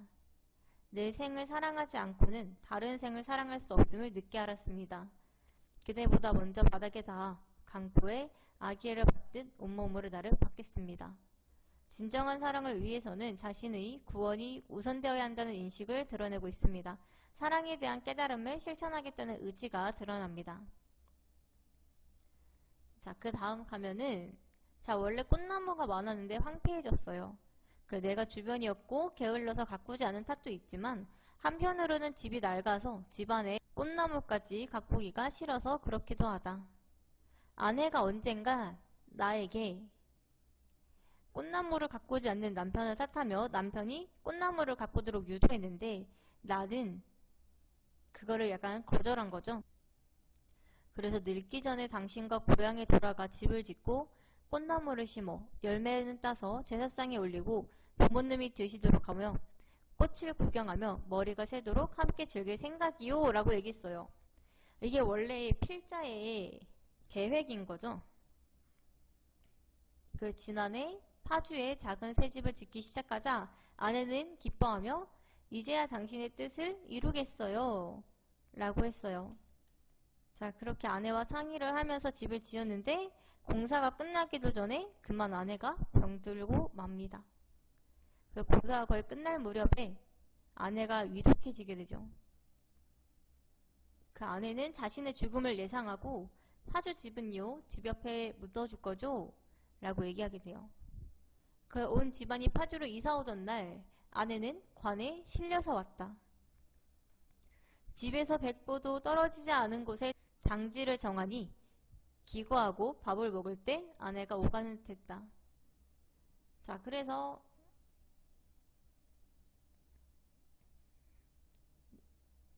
필자는 아내와 함께하지 못할 계획을 세운 것에 대한 안타까움이나 허무함을 느끼게 되고요. 아내의 무덤 근처에 나무를 심게 되죠. 그래서 아내와의 인연이 저승에서도 이어지길 바라는 마음을 표현하고 있고, 나의 꿈을 보상받고 나의 슬픔을 실어보내며 또 나의 자손과 후인들로 하여금 내 마음을 알게 하노니 손상치 말지어다. 누군가 이렇게 말하리라. 그대는 앞으로 살아갈 방도는 꾀하지 않고 사후의 일만 계획한다. 죽은 뒤에는 자각이 없으니 계획한들 무슨 소용이 있는가? 나는 말합니다. 죽은 뒤에는 지각이 없다는 말은 내가 차마 들을 수 없는 말이다. 개축년 4월 3일 태땡은 부남에서 쓴다.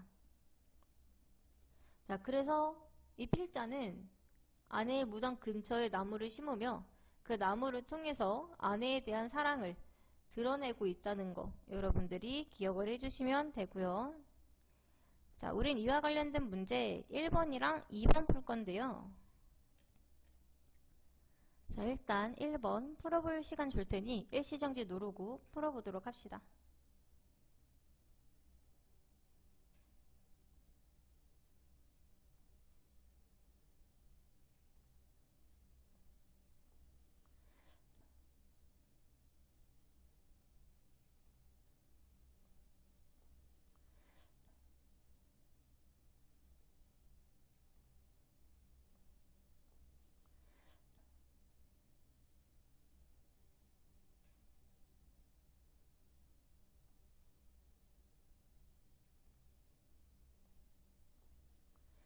자, 우리 1번 같이 볼게요. 우리 1번에 가장 적절한 거 바로 3번입니다. 나는 시적 대상과의 사랑과 이별의 의미를 드러내고 있으나 다는 아내와의 사별로 인한 슬픔과 무상감, 극복 의지를 드러내고 있습니다. 나머지 적절하지 않은 이유 보자면 1번 가는 예쁘고 뾰족한 가시에서 역설적 표현을 활용하고 있고 나는 손 내밀지 않고 그대를 다 가지겠습니다 에서 역설적 표현이 사용되었다고 볼 수 있습니다. 2번 가는 내겐 우는 날이 많았었다 해서 사랑으로 인해 아팠던 적이 많았던 과거를 회상하고 있습니다. 4번 가는 찔레에 빗대어 사랑이 아픔과 그것을 극복하는 태도를 형상하고 있습니다. 5번 가는 서 있고 싶다라는 동일한 식으로 반복하여 사랑의 아픔을 승화시키고자 하는 화제의 소망을 강조하고 있습니다. 자, 2번 문제 풀기 전에 기억 여기 니은 디귿 리을 미음 여러분들이 확인을 해 주시고요. 자, 확인했다면 일시정지 누르고 2번 문제 풀어보도록 하겠습니다.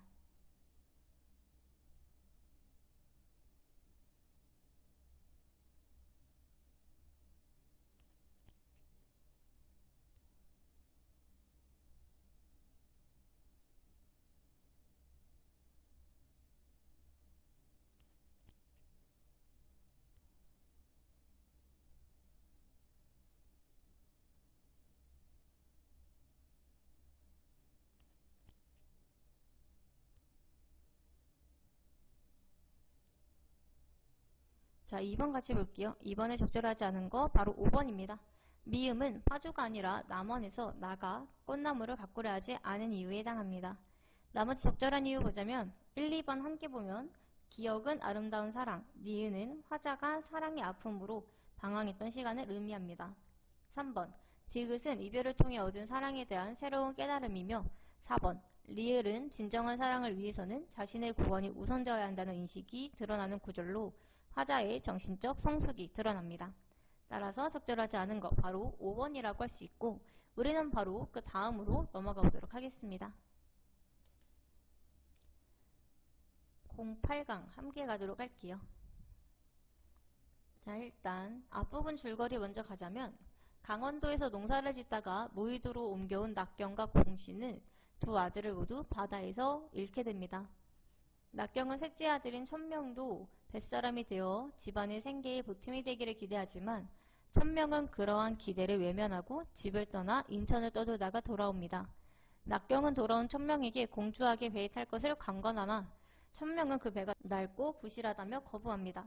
자, 공주하게 아내 공씨 앞으로 나와서 자, 공주하게 아내는 형님 저 녀석을 그대로 뒀다간 또 항구로 도망가서 외상밥 처먹고 우리 못 할 일 할 거요.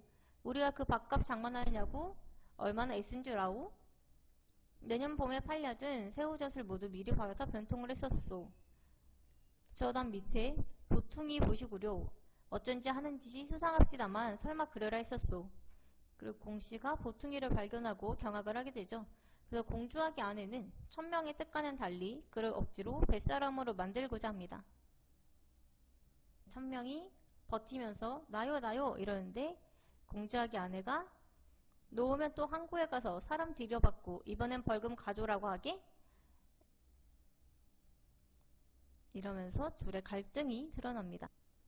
공주하게 아내는 천명의 형들이 당한 사건을 무의도에서 자주 일어나는 사건으로 일반화하며 이를 이유로 뱃사람이 되지 않으려는 천명의 결심을 유별난 것으로 취급하고 있습니다. 여러분들이 이런 부분을 봐주시면 되고요. 아무래도 내용 전개를 좀 알아놓으면은 여러분들이 문제 푸는데 도움이 되겠죠? 그래서 지금 천명이랑 공씨와 공주하게의 아내 지금 천명은 배에 타고 싶지 않다. 근데 공씨랑 공주하게의 아내는 배에 타야 한다. 우리의 생계를 위해 지금 이렇게 갈등을 맺고 있습니다. 자, 그래서 결국 천명이 다른 사람의 강권을 거스르지 못하고 뱃사람이 될 수밖에 없다는 점을 인정하고 나가요 라고 해요. 그 공씨가 장화를 받아 천명에게 신기는데 자, 장화라는 건 천명이 바닷물에 발이 젖어 춥지 않게 하려는 공주에게 배려이자 천명이 뱃사람인 공주에게 장화를 물려받았다는 점에서 뱃사람이 된 천명의 처지를 상징합니다. 그래서 결국 자신의 의지와는 상관없이 반은 강제로 뱃사람이 된 천명의 상황이 드러나고 자, 후일담을 얘기하자면 그 후 입에는 동화를 만지하고 돌아오다 10월 하순에 모진 노대를 만나 파산하였단다. 해주 수상경찰서에 호출장을 받고 공주학과 낙경이 달려가 천명의 시체는 찾아왔다 한다. 그는 부서진 널 쪽에다 허리띠로 몸을 묶고 해주 항내까지 흘러갔던 모양이다.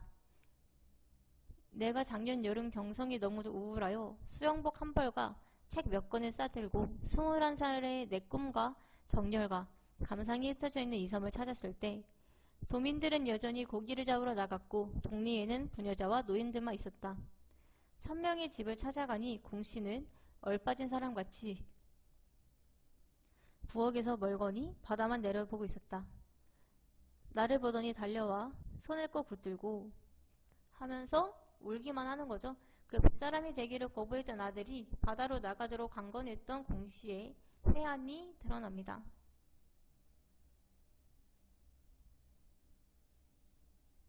자, 그 다음 모래톱 이야기 보자면 건우 할아버지와 윤춘삼 씨가 들려준 조마이섬 이야기는 언젠가 건우가 써냈던 섬 얘기에 몇 가지 기막히는 일화가 붙은 것이었다.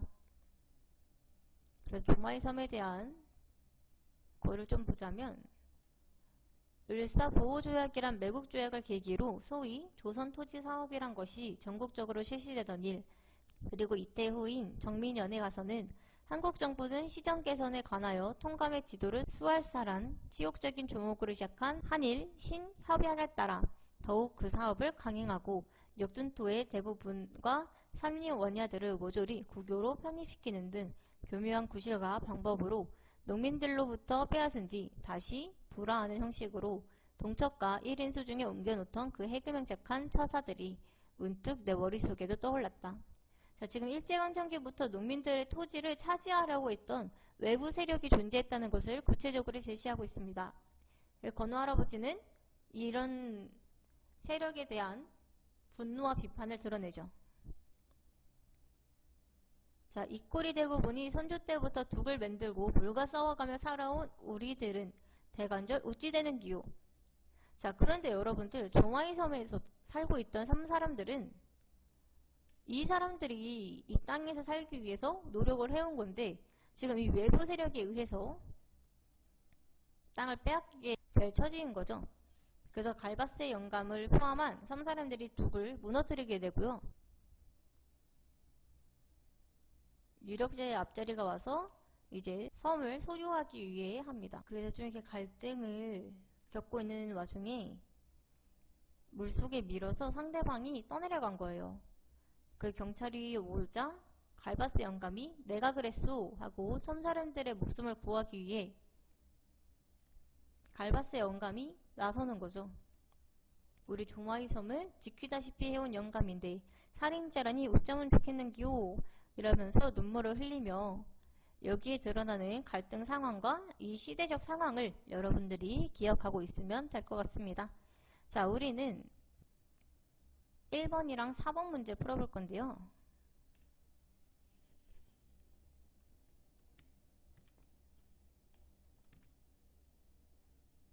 자, 여러분, 가는 무의도 기행, 나는 모래톱 이야기입니다. 그래서 가랑 나의 내용 기억하고 1번과 4번 문제 일시정지 누르고 풀어보도록 할게요.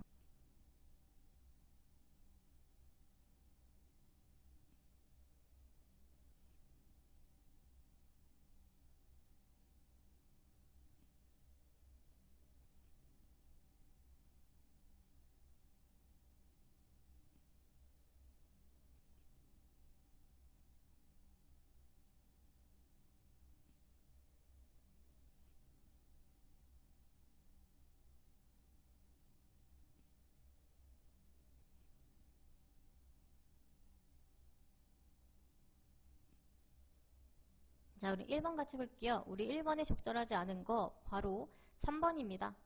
나에서는 조마이 섬의 K중학교 교사로 부임한 나가 1인칭 서술자로서 등장하고 있지만 가는 희곡이기 때문에 서술자가 존재하지 않습니다. 가의 마지막 부분에서 낭독을 하는 1인칭 화자가 등장하긴 하지만 그는 희곡의 배역 중 하나일 뿐 서술자가 아닙니다. 나머지 적절한 이유 보자면 1번 가는 무의도에서 나는 조마이 섬에서 벌어지는 사건을 다루고 있고요. 2번 가의 천명은 그를 뱃사람으로 만들려는 주변 사람들에게 저항하고자 합니다. 또한 나에서 갈바스 영감은 조마이 섬을 부당한 방법으로 처지하려는 세력에게 저항하고자 합니다. 4번 가의 천명은 배를 타고 나가 결국 목숨을 잃게 되고 나의 갈바스 영감은 살인죄로 인해 감옥에 가게 됩니다.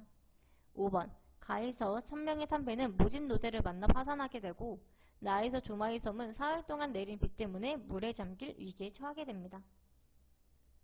따라서 적절하지 않은 거 바로 3번이라고 볼 수 있고, 자, 그 다음 4번도 풀어볼 시간 줄 테니 일시정지 누르고 풀어보도록 할게요.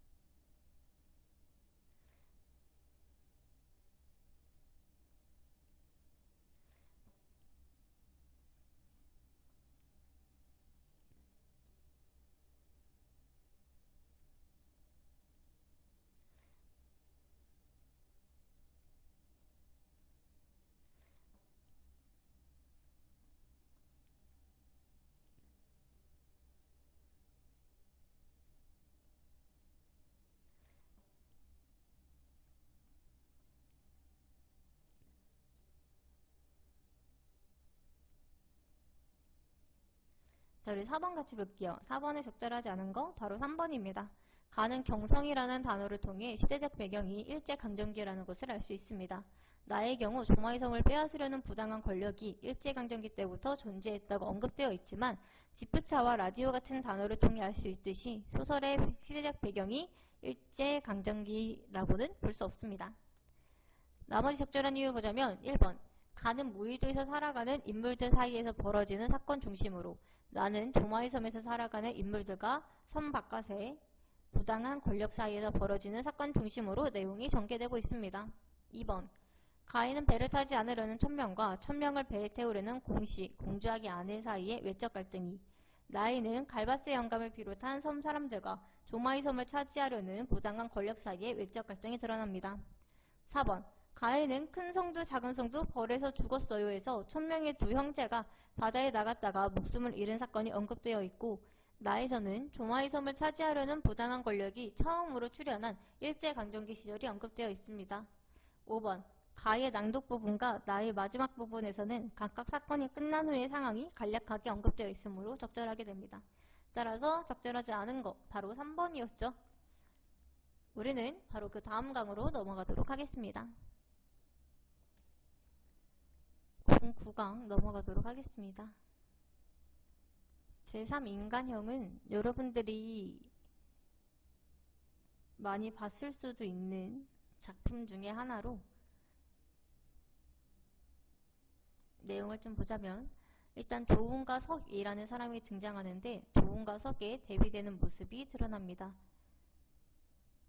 그래서 어떤 일이 있었는가 얘기를 하자면 작가 조운이라면 독특한 철학적인 명제를 그것을 담는 난삽한 문체를 고집하는 작가로서 개성이 뚜렷한 존재였다. 더욱이 자신의 충실하고 문학에 대한 결백성을 굳게 지켜오는 것으로 문단인의 존경을 받아오던 사람이었다. 그를 따르는 문학소녀가 많았다. 무엇이 깃들어 있는 것 같은 풍모와 작품, 범속한 것을 싫어하는 문학소녀들의 단순한 호기심이라고 할까? 그러나 그 반면에 문학적인 적도 많이 가지고 있는 사람이었다.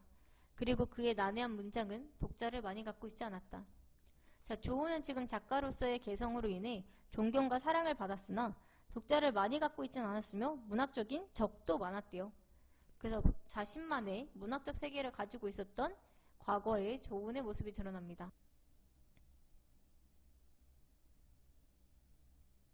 자, 중력 부분 줄거리를 보자면 자, 전쟁을 겪으며 삶의 태도를 바꾸고 부유한 사업가가 된 조은은 자신의 경제적 성공이 타락에 지나지 않다고 석에게 고백한 후 부산에서 다시 만난 미희와의 일화를 들려줍니다. 자, 지금 자신이 가지고 있던 그런 작품의 세계를 버리고 부유한 사업가가 된 거죠, 조은이. 자, 여기서 나는 이제 조은이 되고요. 그 나는 뜨끔하였네. 그리고 일부러 내 편에서 더 명랑성을 띠며 응수했네. 자, 지금 석한테 미희와의 일화를 조은이 말해주는 거기 때문에 나와 미희 사이에 있었던 일을 지금 석한테 고백하는 거예요. 그래서 그런 건 미희답지 않은 질문인데 이러면서 미희와 했던 그 대화를 드러내는 거죠.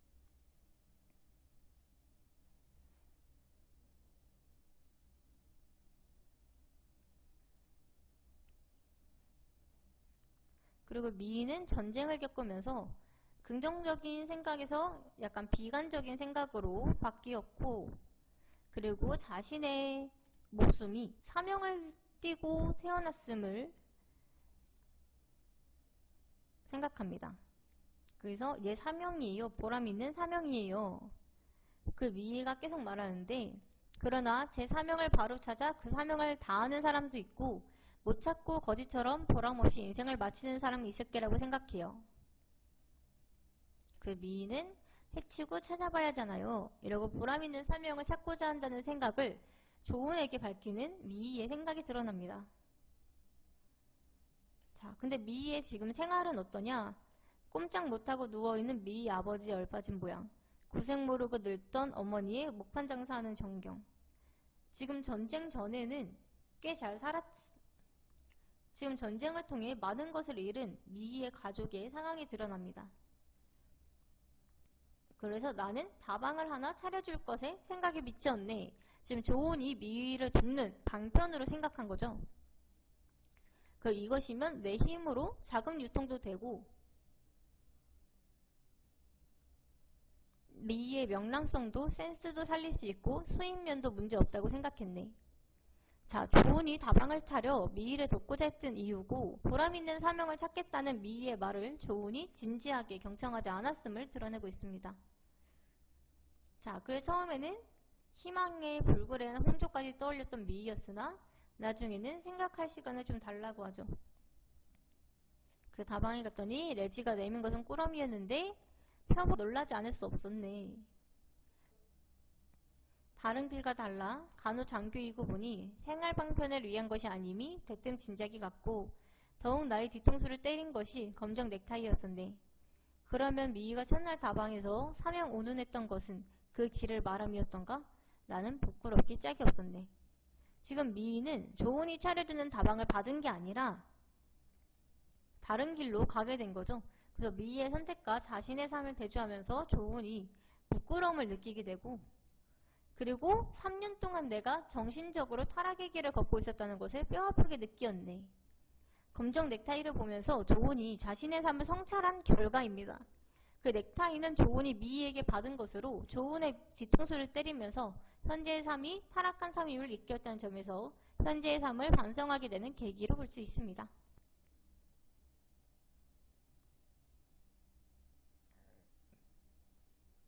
그래서 간호장교가 되겠다는 미희의 편지와 검정 넥타이를 보고 조은이 자신의 삶을 직시하면서 느낀 충격, 그리고 여기서 깨달은 바 같은 것을 여러분들이 정리하고 있으면 됩니다.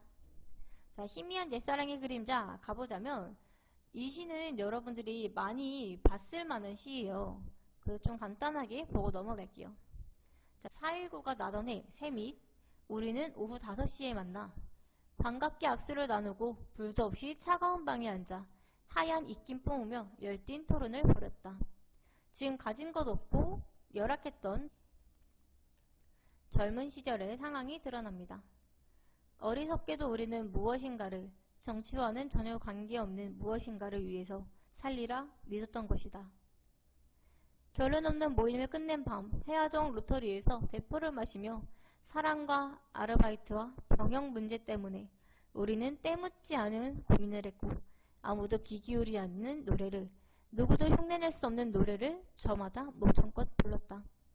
자, 다른 어떤 세대가 아닌 청년만이 가질 수 있는 고민, 그리고 청년만이 가질 수 있는 것을 노래 불렀다는 얘기죠.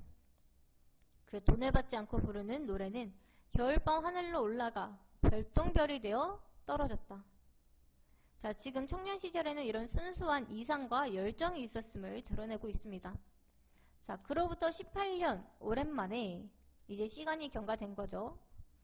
우리는 모두 무엇인가 되어 혁명이 두려운 기성세대가 되어, 자, 젊었던 시절과 이제 대조적인 모습이 드러납니다. 넥타이를 메고 다시 모였다. 그래서 처자식들의 안부를 나누고 월급이 얼마인가 서로 물었다. 치솟는 물가를 걱정하며 즐겁게 세상을 개탄하고 익숙하게 목소리를 낮추어 떠도는 이야기를 주고받았다. 모두가 살기 위해 살고 있었다. 아무도 이젠 노래를 부르지 않았다. 적잖은 술과 비싼 안주를 남긴 채 우리는 달라진 전화번호를 적고 헤어졌다. 몇이서는 포커를 하러 갔고 몇이서는 춤을 추러 갔고 몇이서는 허전하게 동숭동 길을 걸었다.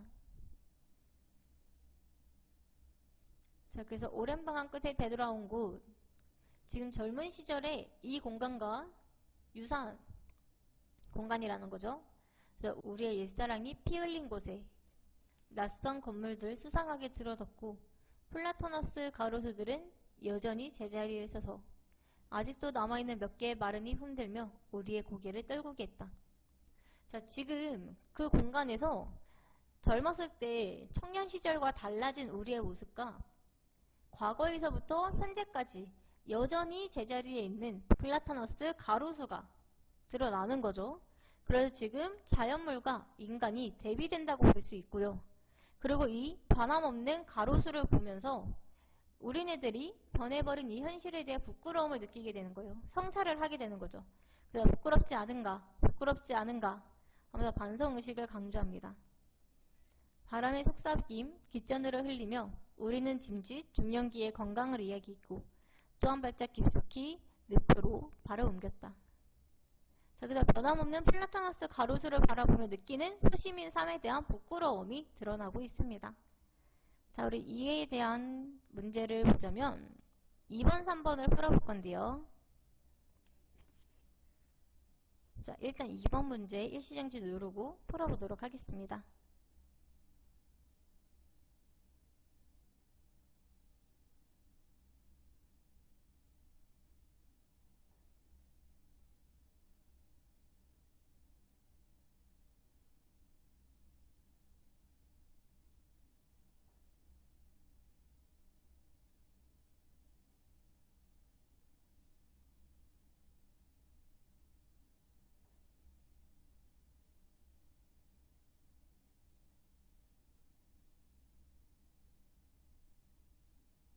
자, 우리 2번 같이 볼게요. 우리 2번에 적절하지 않은 거 바로 4번입니다.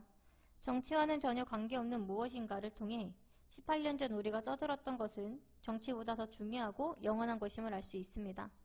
자, 나머지 적절한 이유 보자면 1번 가의 석은 과거와 달리 좋은 옷을 입고 풍부하고 기름이 흐르는 모습의 조언을 보며 경의의 눈을 뜨지 않을 수 없었습니다. 2번 가의 미인은 다방을 차려주겠다는 조언의 제안을 거절하고 자신의 사명에 따르는 의지적인 인물입니다.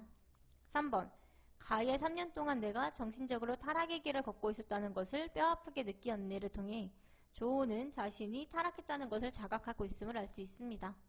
5번 나의 포커와 춤은 우리의 현재, 향락적인 삶을 의미합니다. 따라서 적절하지 않은 거 바로 4번이었고요. 자, 3번 문제 풀기 전에 기억은 검정 넥타이, 니은은 넥타이입니다.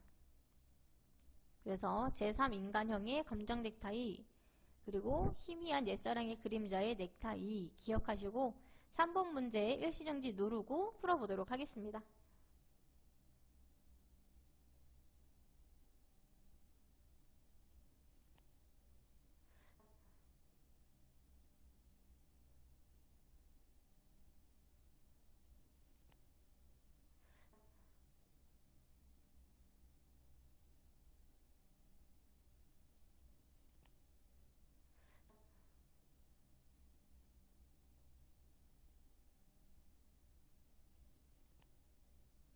자, 우리 3번 같이 볼게요. 우리 3번에 적절한 거 바로 1번입니다. 기억은 조언이 미에게 받은 것으로 조언의 현재 삶이 타락한 삶임을 일깨웠다는 점에서 현재의 삶을 반성하게 되는 계기로 볼 수 있고, 니에는 현실에 얽매여 살아가는 우리의 현실을 드러냅니다. 자, 나머지 적절하지 않은 이유 보자면 2번 기억은 미이가 원망을 드러내지 않으며 니은은 우리의 절망을 드러내지 않습니다. 3번 기억은 미이가 조언에게 준 것일 뿐 미이의 슬픔을 유발하지 않으며 니은 역시 우리의 기쁨을 유발하진 않습니다. 4번 니은은 현실에 얽매여 살아가는 우리들의 현재 삶을 의미합니다. 5번 기억과 니은은 모두 새로운 삶에 대한 의지와 관련이 없습니다. 따라서 3번에 가장 적절한 거 1번이고 우리는 그 다음 강으로 넘어가도록 하겠습니다. 그 다음 식강 가자면 설일 상한 영혼을 위하여 아름다운 흉터입니다. 자, 설을 먼저 갈게요. 겨울나무와 바람, 머리채 긴 바람들은 투명한 빨래처럼 진종의 가을 끝에 걸려 나무도 바람도 혼자가 아니게 된다. 자, 지금 여러분들 여기에 드러나는 표현 방법들을 기억하고 있어야 됩니다. 그 혼자는 아니다. 누구도 혼자는 아니다. 나도 아니다. 자, 나도 혼자가 아니라는 깨달음이 드러나고요. 외부 세계에서 내면 세계로의 인식의 전환이 드러납니다. 겨울나무와 바람을 보고 인생의 의미를 깨닫고 있습니다. 하늘 아래 외톨이로 서보는 날도 하늘만은 함께 있어주지 않던가. 하늘 아래 혼자 있다고 생각하는 날도 하늘만은 나와 함께하고 있음을 드러내고 있습니다. 그 삶은 언제나 은총의 돌층계의 어디쯤이다. 사랑도 매양 섭리의 자갈밭의 어디쯤이다. 지금 삶과 사랑이 고난과 시련의 연속일지라도 신의 은총과 섭리라는 긍정적 태도가 드러납니다. 신의 은총과 섭리를 시각화하고 대구법이 드러나고 있습니다. 그 이적진 말로써 풀던 마음 말없이 사귀고 얼마 더 너그러워져 이 생명을 살자. 지금 청유형 어미로 의지를 드러내고 있고 삶에 대한 각성, 시련을 감내하겠다는 의지가 드러납니다. 황송한 추견이라 알고 한 세상을 누리자.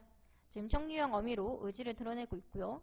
새해의 눈시울이 순수의 얼음꽃, 승천한 눈물들이 다시 땅 위에 떨고 있는 백설을 담고 온다.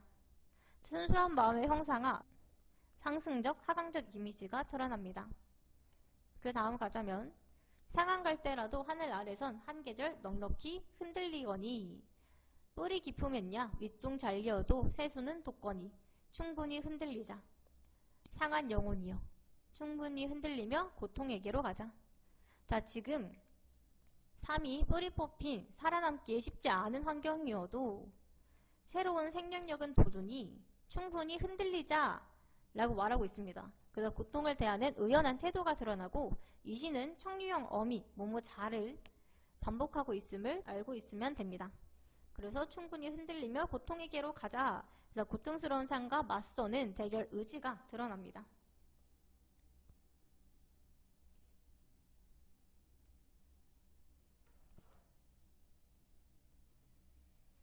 뿌리 없이 흔들리는 부평초 잎이라도 물 고이면 꽃은 피거니 이 세상 어디서나 개울은 흐르고 이 세상 어디서나 등불은 켜지듯. 자, 개울이나 등불같이 희망을 상징하는 시어들을 여러분들이 알아놓고 있으면 되고요. 그리고 외롭기로 작정하면 어딘들 못 가랴. 자, 이기기라 마음 먹으면 마음을 비우면 이란 의미로 볼 수 있습니다. 그리고 고통과 서름의 땅 훨훨 지나서 뿌리 깊은 벌판에 서자. 두 팔로 막아도 바람은 불듯. 자, 희망은 언젠간 온다는 긍정적인 의미를 내포하고 있고요. 영원한 눈물이란 없느니라. 영원한 비탄이란 없느니라. 영원한 눈물이나 영원한 비탄은 없기 때문에 지금 이 힘든 시절만 잘 넘어가면 된다는 의미를 가지고 있습니다, 여러분. 그래서 만약에 여러분 삶에 좀 고된 부분이 있다면 그것 또한 흘러가리라. 그러니 우리 맞서자 라는 의미를 담고 있습니다. 그 다음 가자면 나의 두 손등과 손가락들에는 세 종류의 흉터가 선명하게 남아있는데요. 그래서 어떤 흉터가 남았는지 그거를 드러내고 있겠죠. 자, 그런데 아무개씨도 무척 어려운 시절을 힘차게 살아냈구만. 나는 그 흉터들이 어떻게 생긴 것인 줄 알지.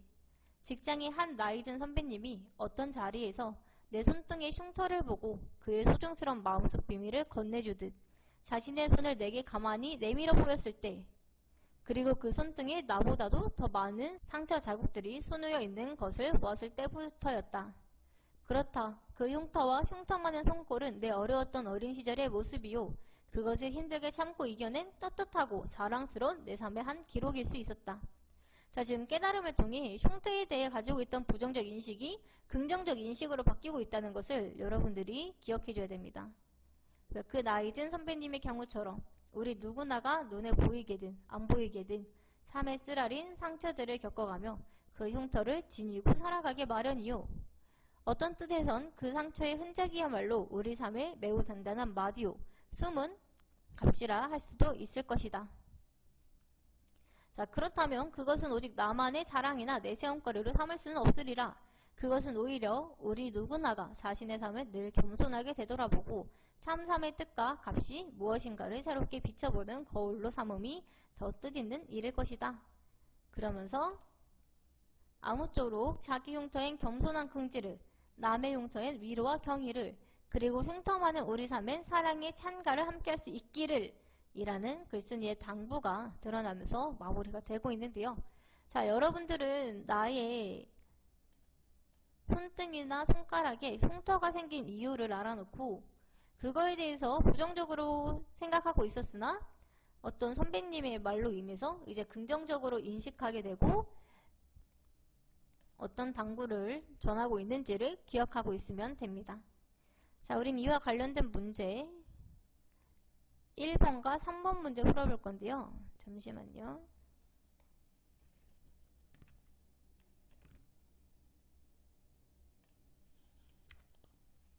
자, 우리 일단 1번 문제 일시정지 누르고 풀어보도록 하겠습니다.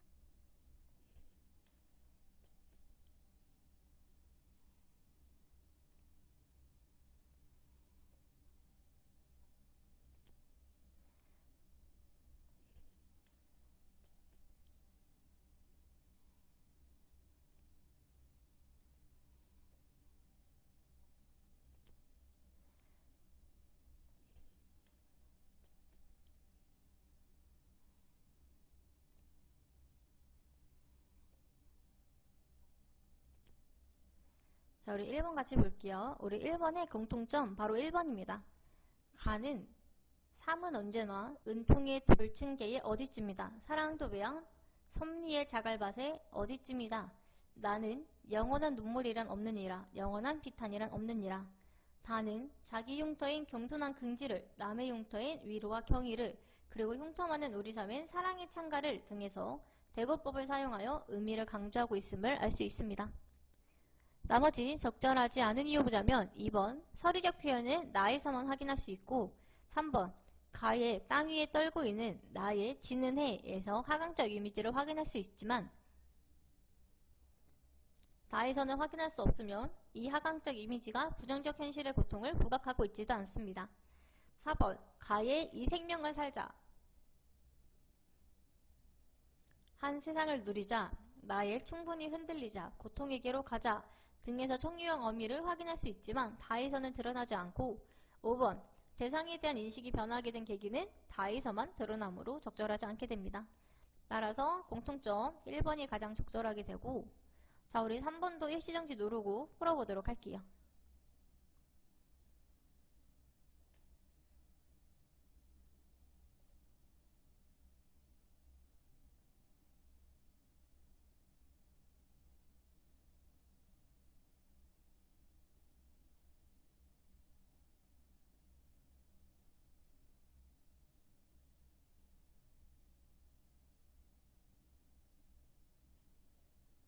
자, 우리 3번 같이 볼게요. 3번에 가장 유사한 거 4번입니다. 가는 삶과 사랑이 고난과 시련의 연속일지라도 신의 은총과 섭리라는 긍정적인 삶의 태도를 보이고 있으며, 나는 얼핏 절망적으로 보이는 상황에 처할지라도 삶의 고난을 직시하고 적극적인 자세를 수용하면 그 고통과 서름을 이겨낼 수 있다는 태도를 보이고 있습니다. 그리고 다는 사람은 누구나 시련을 겪기 마련이며 흉터는 그 극복 과정에서 더욱 단단해진 삶을 보여주는 흔적이라는 태도를 드러내고 있습니다. 따라서 가나다 모두 고통과 시련을 긍정적으로 여기고 있다는 점에서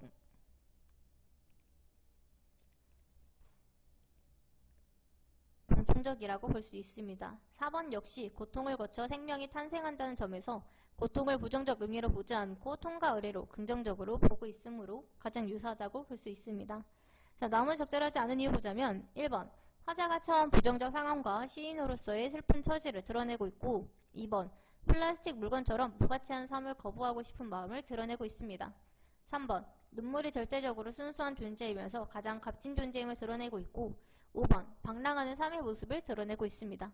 따라서 가장 유사한 거 4번이라고 볼 수 있고, 자, 우리는 마지막 11강으로 넘어가 보도록 할게요. 자, 마지막 11강 초토의 시 그리고 아버지의 땅 보도록 하겠습니다. 오호 여기 줄지어 누웠는 넋들은 눈도 감지 못하였겠구나. 자, 지금 여러분들이 시를 읽어보면은 6.25 전쟁 상황이 드러나요. 그 전쟁의 상황에서 너희에 대한 나의 행위는 적대적인 것이지만 죽음 앞에서는 뭐 적이든 아군이든 상관없이 추모와 애도로 사랑을 실천하고자 합니다. 그 죽음은 이렇듯 미움보다도 사랑보다도 더 너그러운 것이다.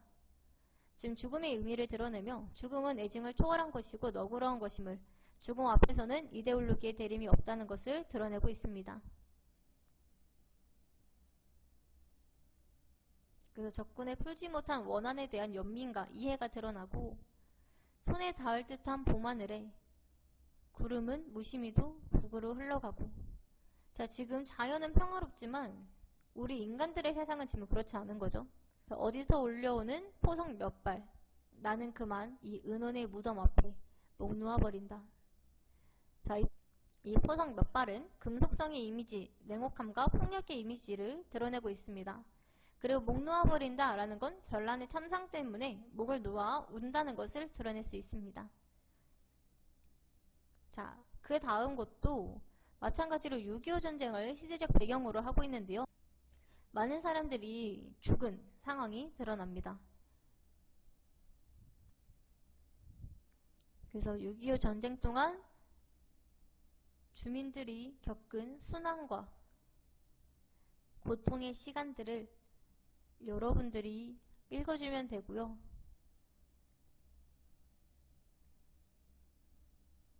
그리고 지금도 요구를 모아서 약간 이렇게 장례를 해주는 그 노인의 생활이 드러납니다. 그리고 여기서 노인의 대사를 좀 알아두면 좋은데, 죽어서까지 원, 아무리 이렇게 죽어 누운 다음에까지 이쪽이니 저쪽이니 하고 그런 걸 굳이 따져서 뭘 하자는 말이오. 지금 이데올로기로 인한 민족 간 대립과 갈등에 대한 비판적 의식이 드러납니다. 이게 바로 작가 의식이라고 볼 수 있고요. 그 노인은 흙을 정성스럽게 닦아내고, 자, 이렇게 정성스럽게 장례를 치러주는 거죠.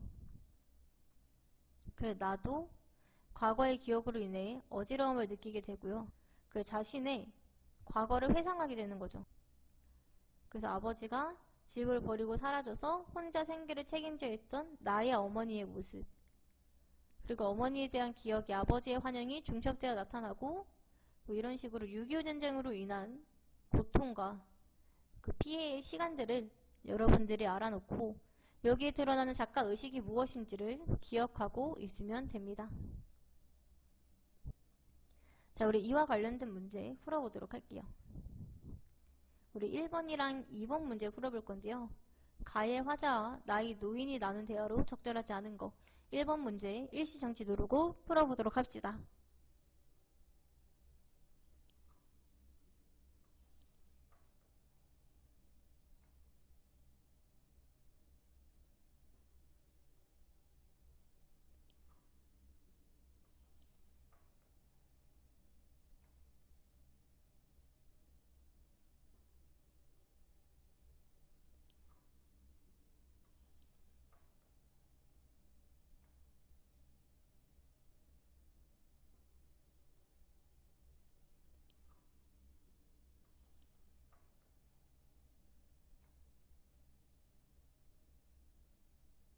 자, 적절하지 않은 거 볼게요. 바로 1번에 2번이죠. 가의 화자가 본 넋이 적군의 넋인 것은 맞지만 나의 노인이 수습한 유해가 아군의 유해인 것은 확인할 수가 없습니다. 나머지 적절한 이유 보자면 1번, 가의 화자는 민족 분단의 비극적 역사와 원한 때문에 눈도 감지 못하고 넋들이 누워있다고 말하고 있습니다. 따라서 나의 노인이 수습해준 유해 역시 민족 분단의 비극적 역사로 인해 죽은 것이므로 이러한 비극적 역사와 원한을 담고 있다고 해석할 수 있습니다. 3번, 가의 이연에서 알 수 있듯이 가의 화자는 죽음은 애증을 초월한 너그러운 것이라고 생각하고 있습니다. 4번, 나의 노인은 죽은 유해의 주인이 빨갱이인지 아닌지에 대한 군인들의 대화를 듣고 그런 걸 따져서 무엇을 하냐는 평가를 하게 되는데, 이런 말을 통해서 전쟁의 상처를 보듬는 인간애를 보여주고 있습니다. 5번, 가의 화자는 적군의 풀지 못한 원한에 대해 연민과 이해의 태도를 보이고 있고, 나의 노인은 유해를 수습하며 고인에 대한 연민과 이해의 태도를 보이고 있다고 할 수 있습니다. 자, 마지막으로 2번 문제 풀고 마무리 지을 건데요. 자, 2번 문제 일시정지 누르고 풀어보도록 합시다.